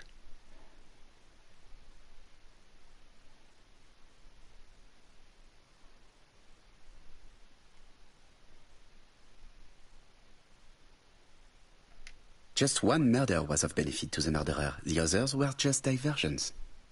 On reflection, there is only one conclusion. The murderer killed once out of interest and twice to divert our attention. This reasoning points at 2 potential culprits. Franklin Clark. Donald Fraser? Yes, mademoiselle. That's good thinking. Mr. Fraser may have killed Betty out of jealousy. Mr. Clark may have killed his brother in order to inherit his large fortune. Both have a motive.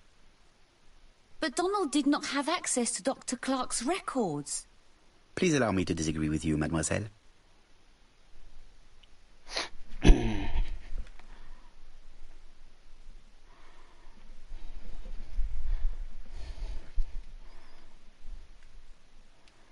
Indicate that Donald's firm worked for Clark. He works for Court and Brunskill, one of whose clients was Sir Carmichael. It doesn't prove that I went to Comeside. You could have done it, and you may have used the opportunity to take a look at Sir Carmichael's records. You think I'm guilty? You or Mr. Franklin Clark? That's ridiculous. Both of you have a motive. The question is, which of you has the profile that most resembles the murderer? Let us now try and get our brain cells to work. Is Donald clever? Indeed, let us look again at the murder, if you please. You will see that the murderer carried it out to perfection. He was clever.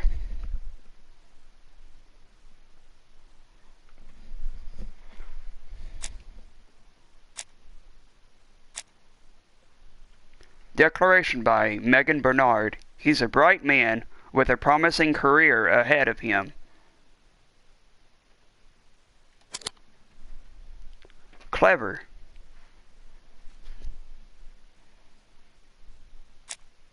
Is Donald sure of himself? Killed when the street was packed with people. That's rather bold. He was self-confident.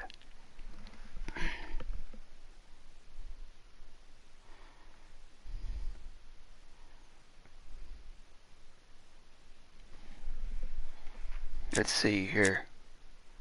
Declaration by Donald Fraser. Mr. Poirot, since Betty's death, I have doubts about myself. I don't know what to do, and I keep having a horrible dream. 3 nights in a row. 3 nights. Oh my God.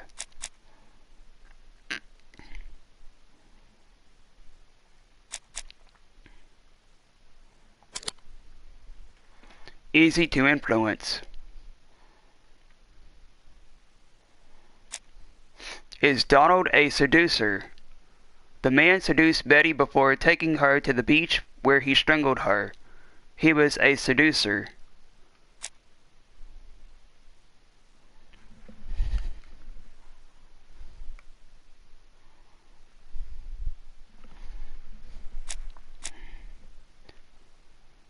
Observation by Hercule Poirot. Well, women seem to like him. I think Megan will take care of him. He's a seducer.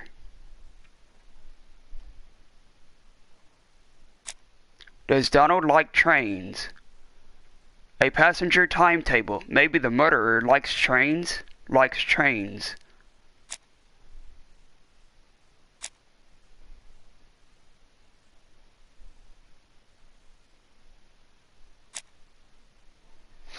Declaration by Donald Fraser.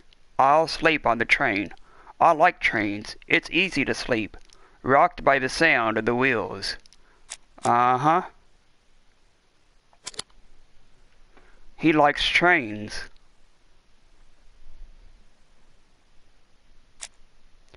Is Donald impulsive? The killer is methodical and prepares his crime meticulously. He never forgets to leave his intriguing signature behind. He's cold.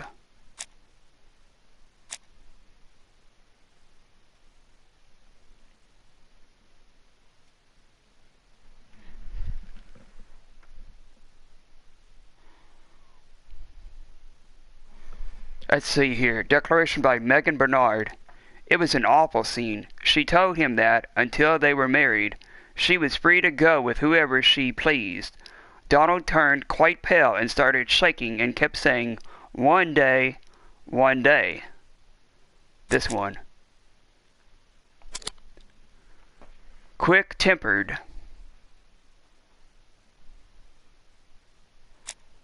Is Donald generous?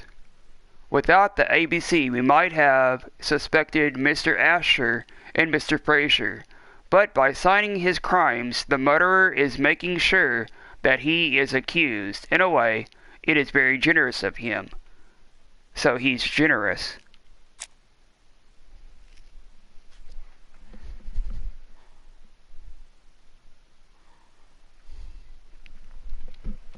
Declaration by Megan Bernard. He would have made Betty a good husband. He was always attentive and generous. A true gentleman. Yep, it says it right here. Generous. He was generous.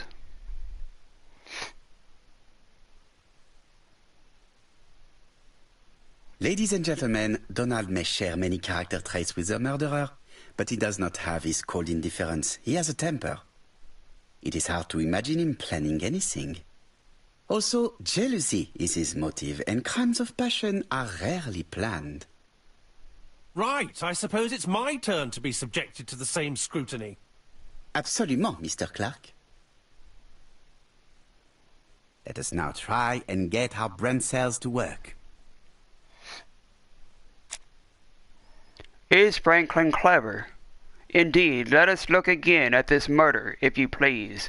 You will see that the murderer carried it out to perfection. He's clever.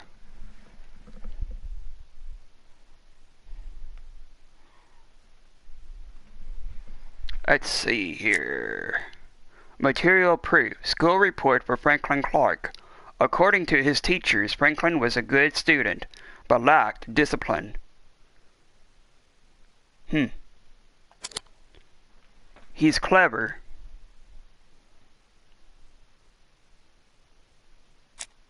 Is Franklin sure of himself? Killed when the street was packed with people. That's rather bold. Self-confident. Is Franklin self-confident?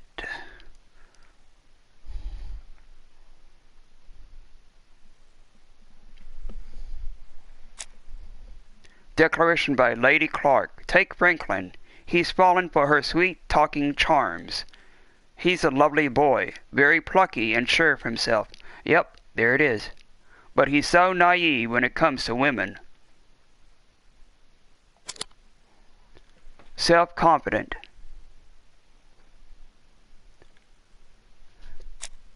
Is Franklin a seducer? The man seduced Betty before taking her to the beach where he strangled her. He's a seducer.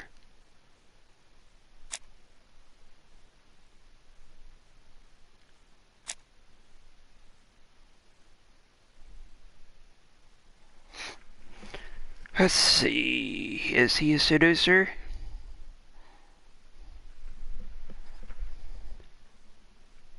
Declaration by Captain Hastings. Come on, Pyro. I'm a married man. And Miss Gray is already being courted by Franklin Clark. Yep.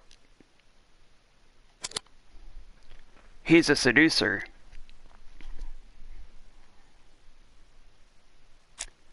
Does Franklin like trains? A passenger timetable. Maybe the murderer likes trains? He likes trains.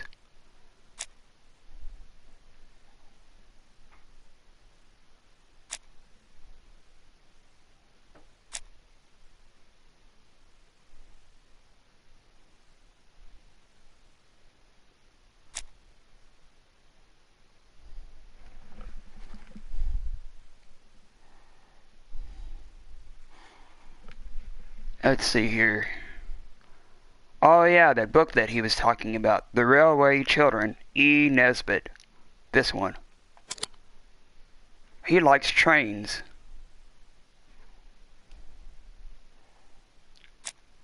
Is Franklin impulsive? The killer is methodical and prepares his crime meticulously.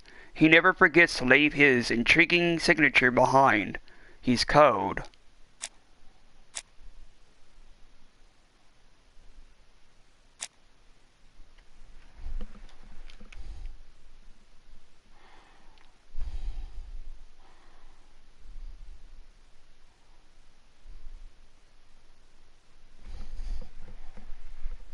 Let's see here. What is this? Material proof. Dear Franklin, first, I wish you a good start to a successful new year. I have received your letter dated December the 10th. Thanks for defending my interests against Wong, this robber. Things could have got pretty bad if you weren't a real cool-blooded guy. I envy you for that. This one. He's cold.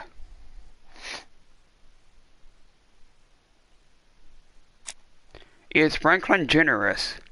Without the ABC, we might have suspected Mr. Asher and Mr. Fraser.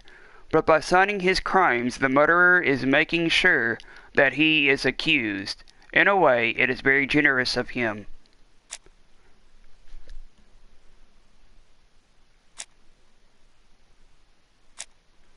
Declaration by Franklin Clark. It is normal that people helping with this inquiry should be reimbursed. Starting with you, Miss Drower. Please allow me to pay for your train tickets. Ah, yes, I remember him talking about that last week.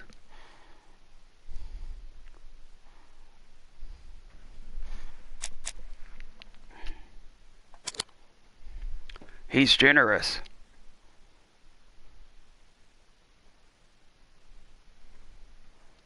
As you have all seen, there is a disturbing similarity between Mr. Clark's profile and that of the killer. In actual fact, it is exactly the same. Mr. Poirot, your psychological studies are interesting, but your conclusions do not add up. Why would I have wished my brother's death? The inheritance is lawfully mine. I just have to wait. No, you had to act quickly.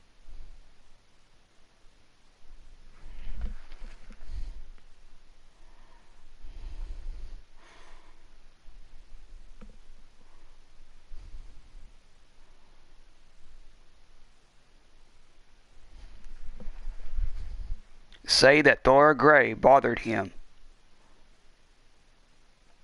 Because of Miss Gray. Mademoiselle, although you haven't been telling the truth, there is no doubt in my mind that you would have found a way to marry Sir Carmichael after Lady Clark's death. For you, Mr. Clark, it was a disaster. If Miss Gray had children by your brother, you would not have inherited a thing. You realized the danger after reading several letters from Comside, especially one in which your brother opened his heart to you. So you hurried home from China, and you took action. In truth, Cust was no more than a puppet manipulated by the real culprit. You, Mr. Clark. Such an imagination, Mr. Poirot. In fact, nobody manipulated Cust. The famous instructions he received by post. He wrote them on the typewriter. We know that for sure. Oh, no. You know perfectly well. That is not true. Eh bien, voilà. Light has now been shed on the ABC murders. Your theories are ingenious, but you haven't any proof. One point to him. For the moment, I have no material proof. Either I admit to it, or I bluff. Imperial mustache.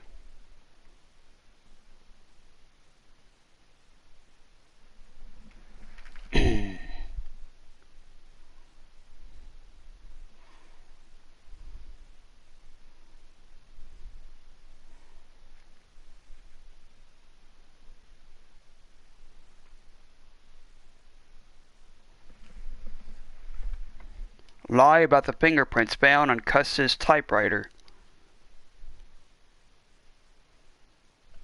One thing proves it. The prints you left on Cust's typewriter. Enough. Oh, of course you wiped the typewriter before sending it. But not carefully enough. Scotland Yard has found your print along with those of Cust. I understand why you never wanted to lend me your new typewriter.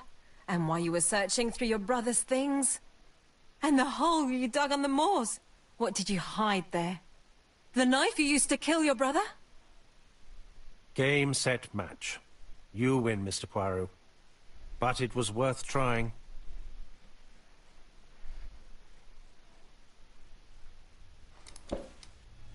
Don't come near me!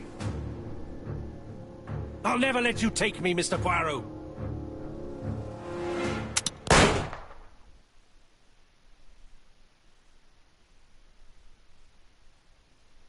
I'm sorry, Mr. Clark, there is no easy death for you. I expected your reaction, so I used blanks. I'm sorry, mademoiselle, but your second chance has been lost. Franklin Clark will never inherit his brother's fortune.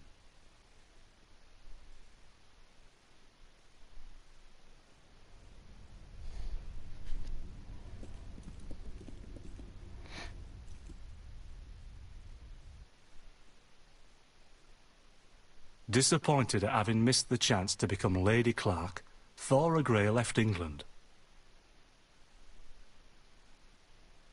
Donald Fraser and Megan Barnard married. On Poirot's recommendation, Mary Drower started to work for Lady Clark. The elderly lady's condition suddenly took a turn for the better. And a few months later, to Dr. Logan's great surprise, she was back on her feet again. According to this eminent physician, it appears to be an extremely rare case of spontaneous remission. Lady Clark has enjoyed very good health ever since.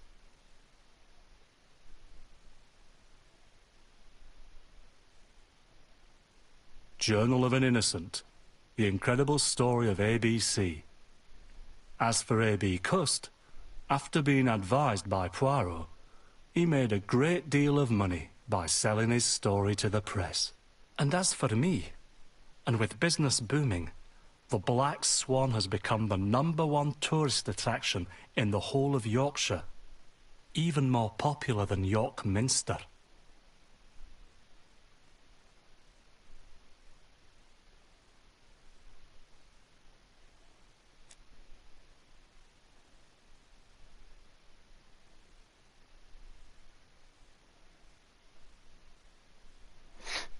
Well, that was very interesting.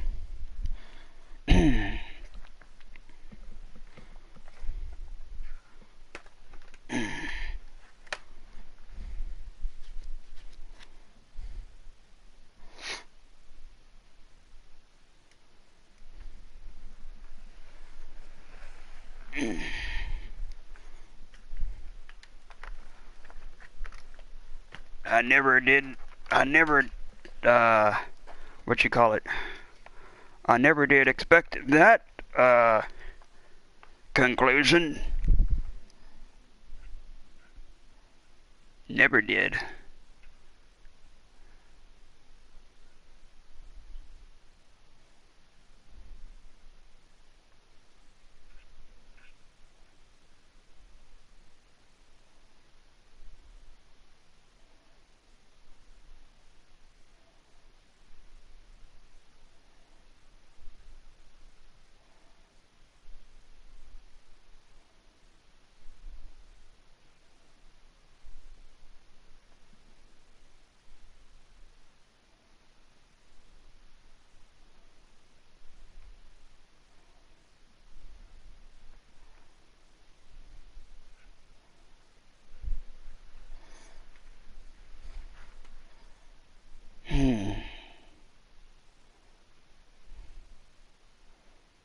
Here I was thinking it was A.B. Cust instead of Franklin Clark.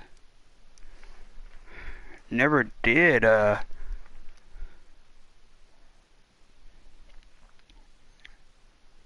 think it would be Franklin Clark until I noticed the evidence was presenting itself.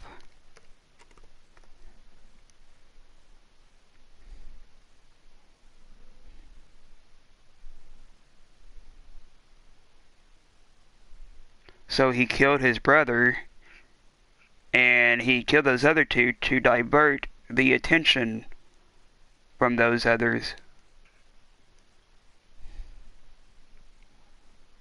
That was very clever of Mr. Clark. Very clever.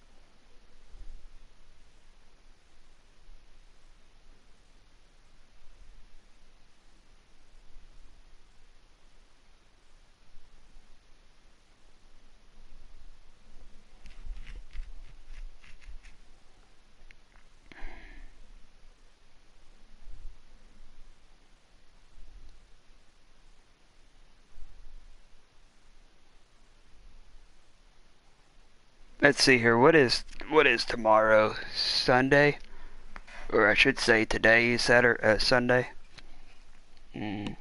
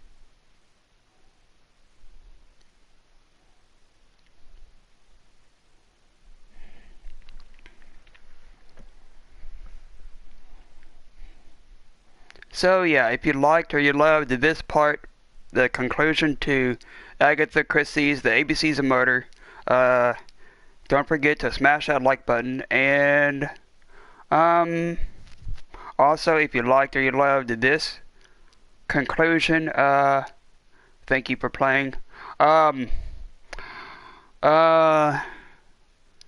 Feel free to hit that subscribe button and become a phantom.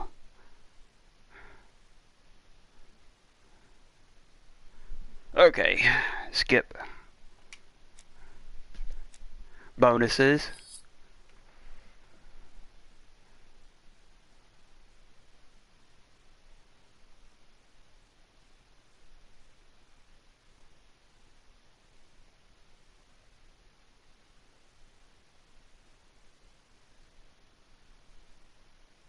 I know what I can do. This is the timeline. I'll play these in the order that you see them in. When Franklin understands that his brother's inheritance is going to be stolen from under his nose, he decides to get rid of him.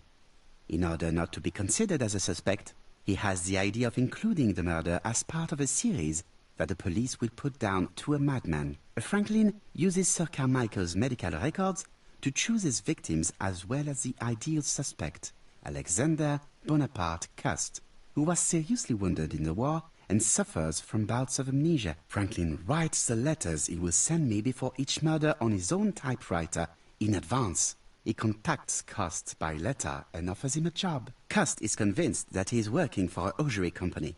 In reality, it is Franklin that sends him his instructions, his goods, and even his typewriter. When we receive the first letter, Hastings thinks that it is a joke. As for me, filled with foreboding, I prefer to inform Chief Inspector Japp. Following his written instructions, Cust goes to Andover. He visits Mrs. Asher's tobacco shop and sells her a pair of stockings. After Cust's visit, Franklin, in turn, enters the tobacco shop. Mrs. Asher is not suspicious of the murderer, whom she takes to be an ordinary customer. The old lady turns around to take a packet of cigarettes. She is beaten to death. We investigate the first murder with Hastings. No suspect has a motive. A few weeks later, we receive a second letter signed ABC. Chief Inspector Japp is informed. The victim's name should start with the letter B. Alexander Bonaparte Cust goes to Bexhill. He sells Mrs. Barnard a pair of stockings. Betty Barnard leaves her work. She's dressed to go out. The young woman is strangled on the beach. Betty was killed by the man who had arranged to meet her that evening, the seducer Franklin Clark. In Bexhill, Donald Fraser appears to be the perfect suspect for Betty's murder, but he has no connection with Mrs. Asher. 5 days after the Bexhill murder, Cust goes to Churston for his work. In the afternoon, Soagret turns away a stocking seller. After dinner, Sir Carmichael Clark takes his usual walk. His brother waits for him, hidden behind a bush. The murderer leaps out from his hiding place and cuts Sir Clark's throat. The third letter arrived late. Franklin deliberately wrote a wrong address. In Churston, Thorogray and Franklin Clark are the main suspects. Back in London, Cust is seized by violent coughing fit and brings up blood. He stains his shirt, which later frightens his landlady. We receive the final letter from ABC.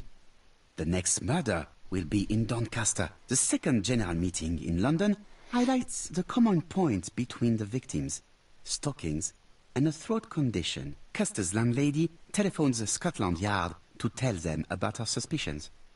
Cust is arrested shortly afterwards in Doncaster. Franklin had planned a fourth murder in Doncaster. He abandons the idea after Custer's arrest. Cust confesses to the crimes he did not commit.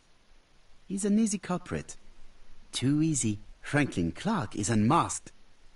He is the true culprit and the man who manipulated Cust. And there we have it.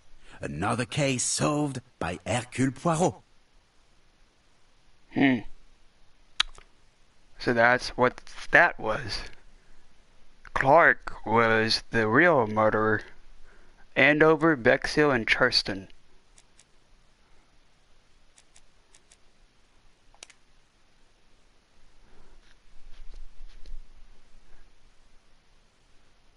Reconstruction. The killer enters the shop. Mrs. Asher turns around to greet a customer. The murderer asks her for some tobacco. She turns her back to him. He seizes the opportunity to strike her. He then places the ABC upside down before leaving. Everything appears to match the crime scene, mon cher Hastings. That is exactly what happened.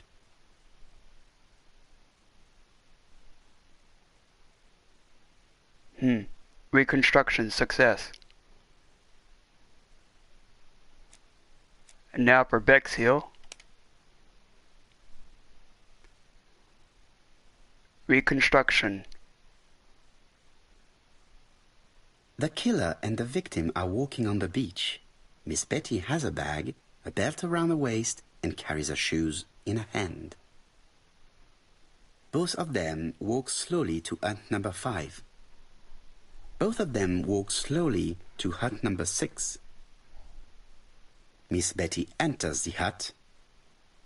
She leaves without her belongings. Then she hides a code.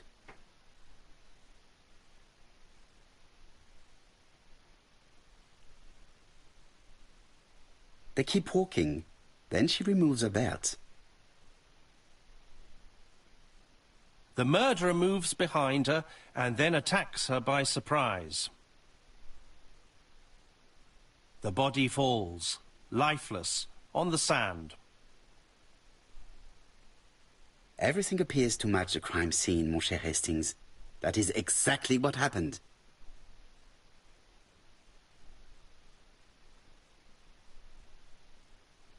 Reconstruction success.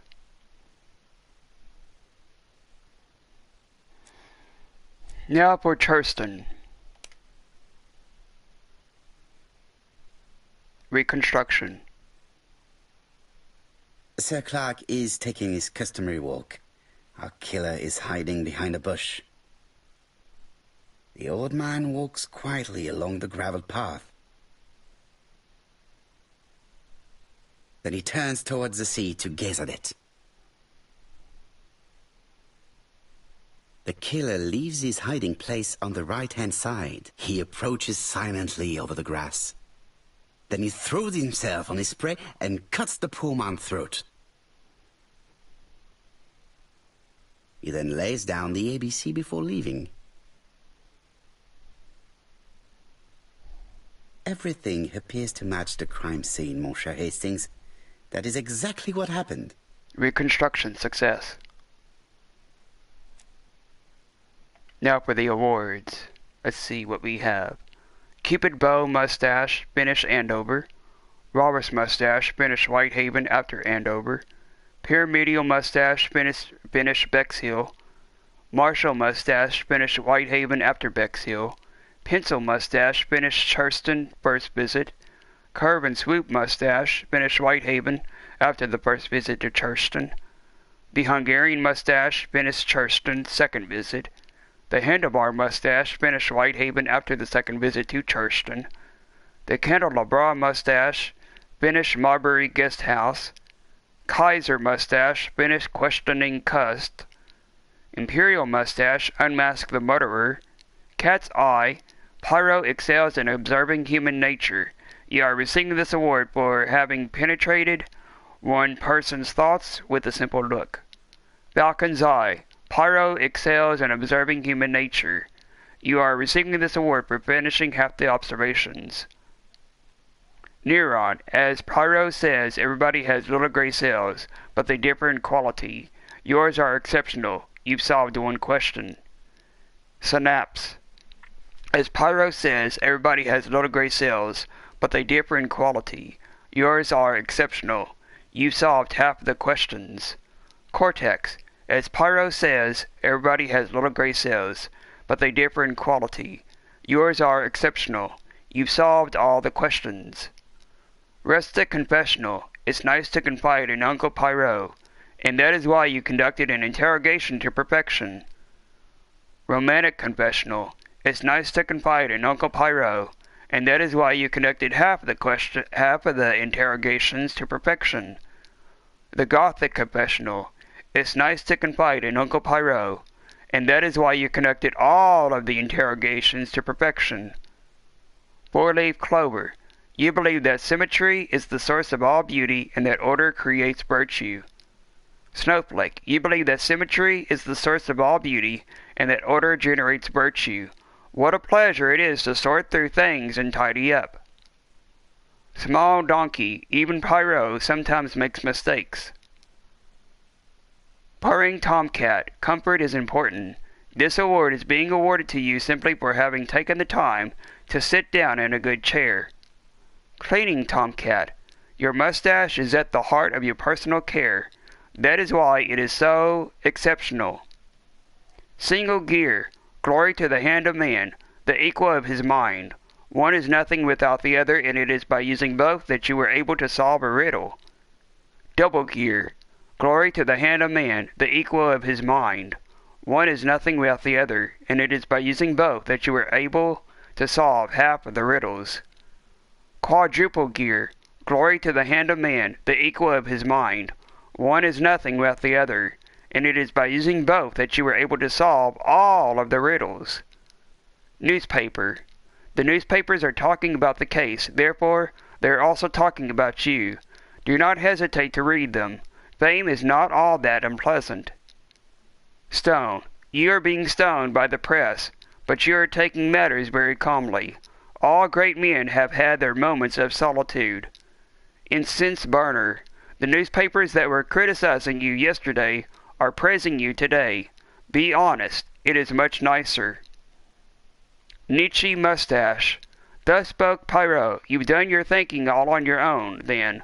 Like Zarathustra, you revealed the truth to all. You have coordinated the final meetings without a single hitch. Congratulations. Boyd mustache. Well done. You've interpreted Donald Fraser's dream with as much assurance as the great Sigmund himself. Einstein mustache. For Hastings, you've skillfully shown the theory of the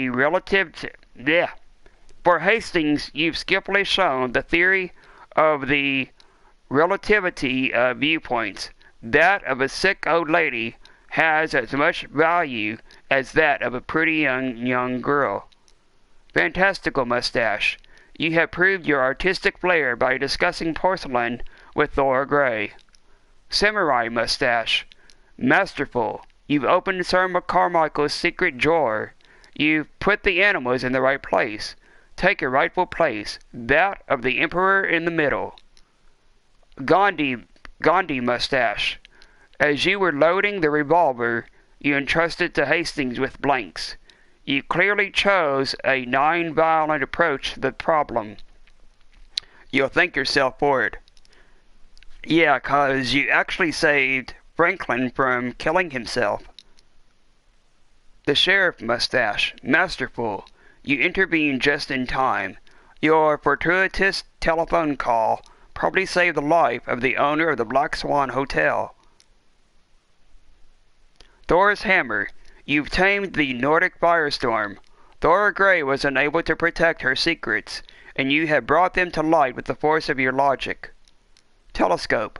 Intention purifies the action. Intention purifies the action.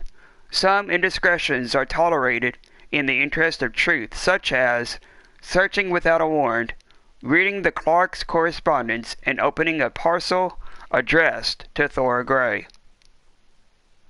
Secret heart. You cannot hide anything from Uncle Poirot. He pieces the best-kept secrets of the heart with great ease. For example, those of the beautiful Thora. Red Cross. You are helpful. It's a great quality. You are winning this award for having taken care of Lady Clark and Cust. And the gold paper knife. Well done. On your own initiative and thanks to your talents in graphology, you have proved the common origin of the letters sent by the killer. Huh. So that's all of them. Let's see here. I didn't get the dragon smoke, or the black dragon, or the black swan, or the dolly mustache. Everything else I got. Well, all except these, but these are mistakes, I think. Large donkey and medium donkey. And CCM 133 crystal, I don't know what that is. But everything else I earned. Oh yeah, the Eagle's Eye 2 I didn't get.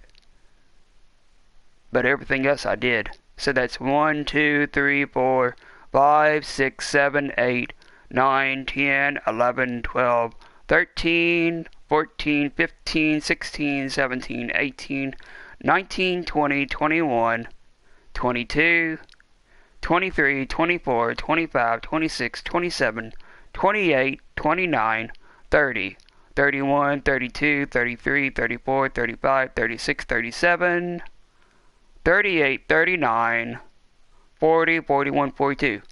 42 out of, let's see here, 42, 1, 2, 3, 4, 5, 6, 7, 8, 9, 10, 11, 12, 13, 14, 15, 16, 17, 18, 19, 20, 21, 22, 23, 24, 25, 26, 27, 28, 29, 30, 31, 32, 33, 34, 35, 36, 37, 38, 39, 40, 41, 42, 43, 44, 45, 46, 47, 48, 49, 50.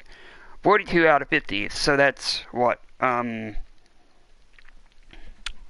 50 minus 42 would be 8. Oh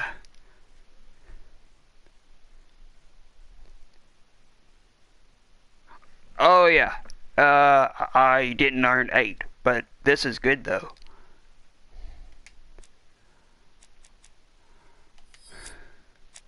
Ghost Host 22, 100%. Let's see how many ego points I got. I can't see. Please get out of the way. Ego points, 536 out of 600. Progress, 100%. Let's see here. How many trophies did I earn for this part? Well, 85%. Let me see here. Well, I earned the Candelabra mustache, that's 1. I earned the Imperial mustache, that's 2. The Gothic confessional, that's 3. Quadruple gear, that's 4. Gandhi mustache, that's 5. 5. I earned 5 trophies for this last part. So that's real good. Oh yeah, let me see here. Oh yeah. There are 2 ways that y'all can feel free to subscribe and become a Phantom. The first way is that throughout this whole video or stream, there is a purple squared box down there in the lower right corner that says click here to subscribe. That's the first way of two ways. The second way is that once this video hits YouTube, there will be an end screen to pop up, and a picture of me will pop up over here on the right hand side. And that's the second way that y'all can feel free to subscribe and become a Phantom. Down below that subscription link will be a video of the previous part from last week, part 4. So if you haven't checked out that part, feel free to do so. And if you like or you love that part too, don't forget to smash the like button for that part as well. Also on that end screen on the left hand side will be 2 of my bros channels that y'all can also feel free to check out. Stevie Rocker Gaming's channel is at the top, Zero's is at the bottom. Both of them have wicked cool content. Zero also does music and art on his channel at times too. So once you check out both their wicked cool content, feel free to subscribe to both of them.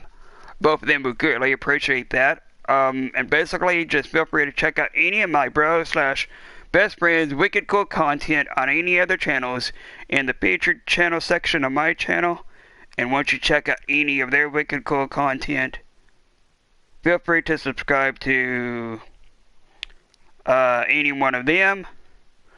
For those of y'all that are wanting to follow me on any of my social medias are linked down in the video description, along with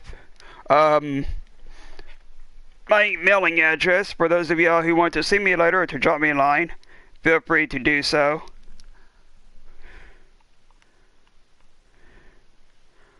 Hold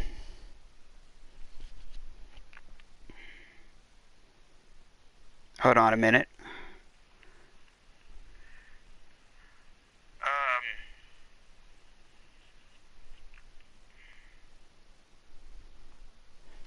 There we go.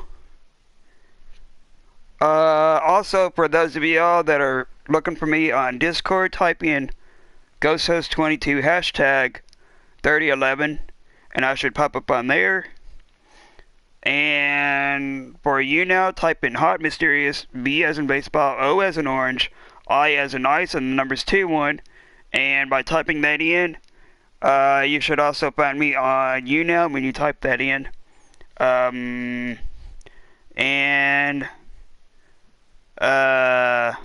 For those of y'all that have just tuned in, once this video hits YouTube, I have reached the conclusion of the ABC murders. So once this video hits YouTube, which shouldn't take too long, probably about 30 minutes to an hour. But yeah, once it hits YouTube, feel free to hit that rewind button and find out for yourselves who the actual killer is, who committed all 3 crimes. And it will be the answer will the answer of the killer might shock or surprise you.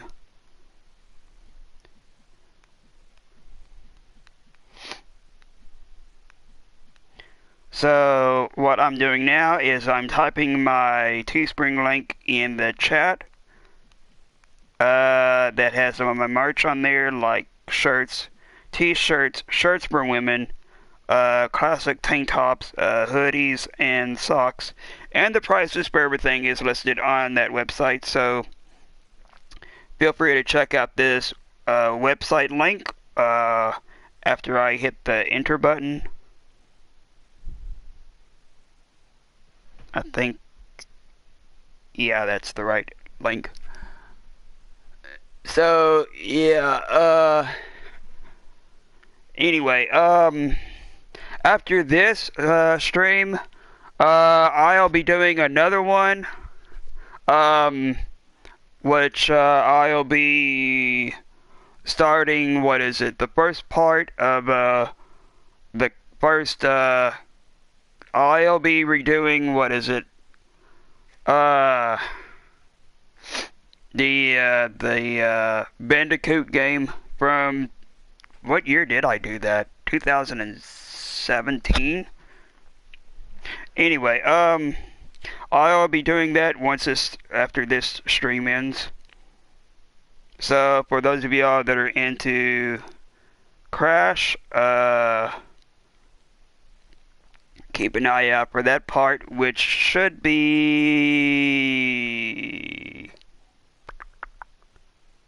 10 or 15 minutes, depending on how long the downloading process takes, because I don't think I have it as part of my library yet. Although I do have the physical copy of the game, the Insane Trilogy, but yeah, I don't think I have it downloaded anymore though. But once it finishes downloading, then it'll be up.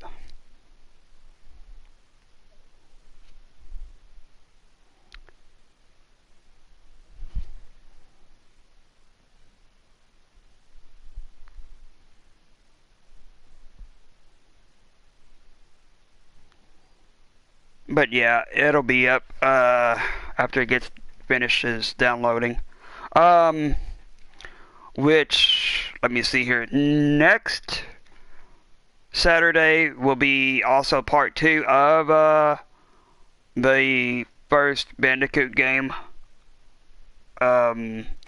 So keep an eye out for both parts, the one that's coming up, and then the other part which will be coming up next Saturday.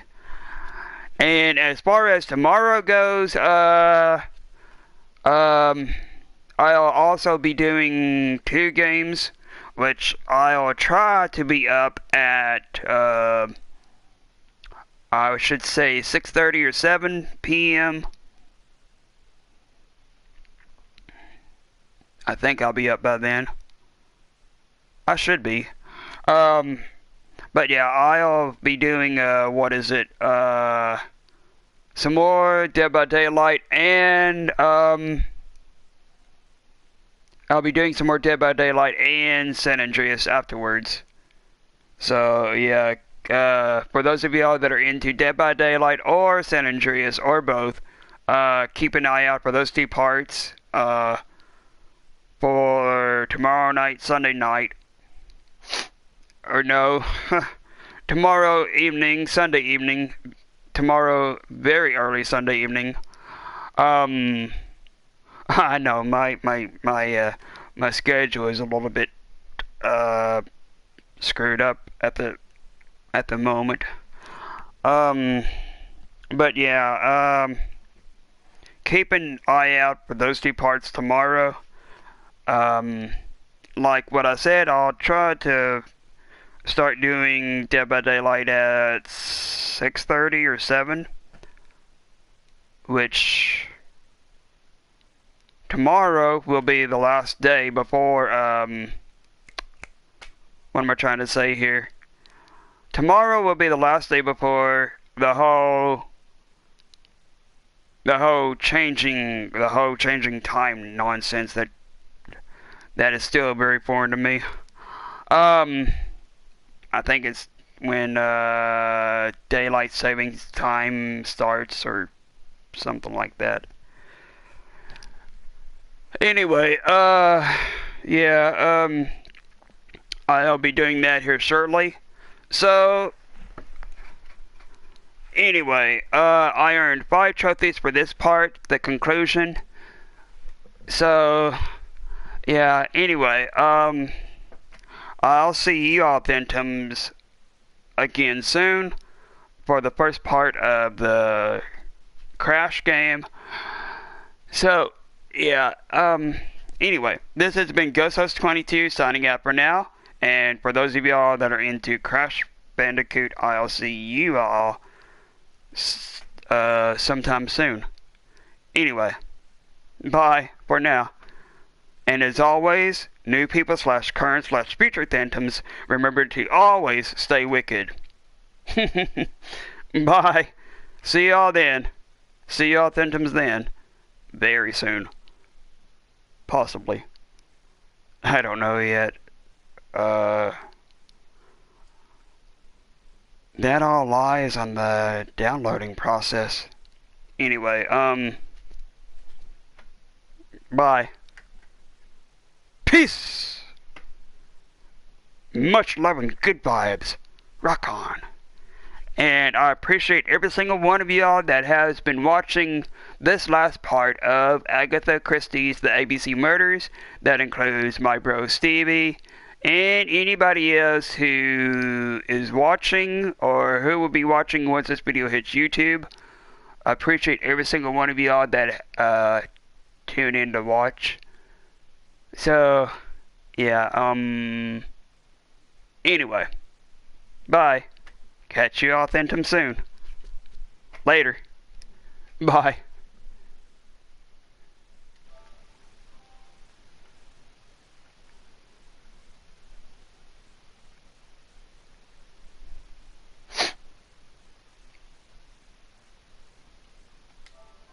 Later, Phantoms.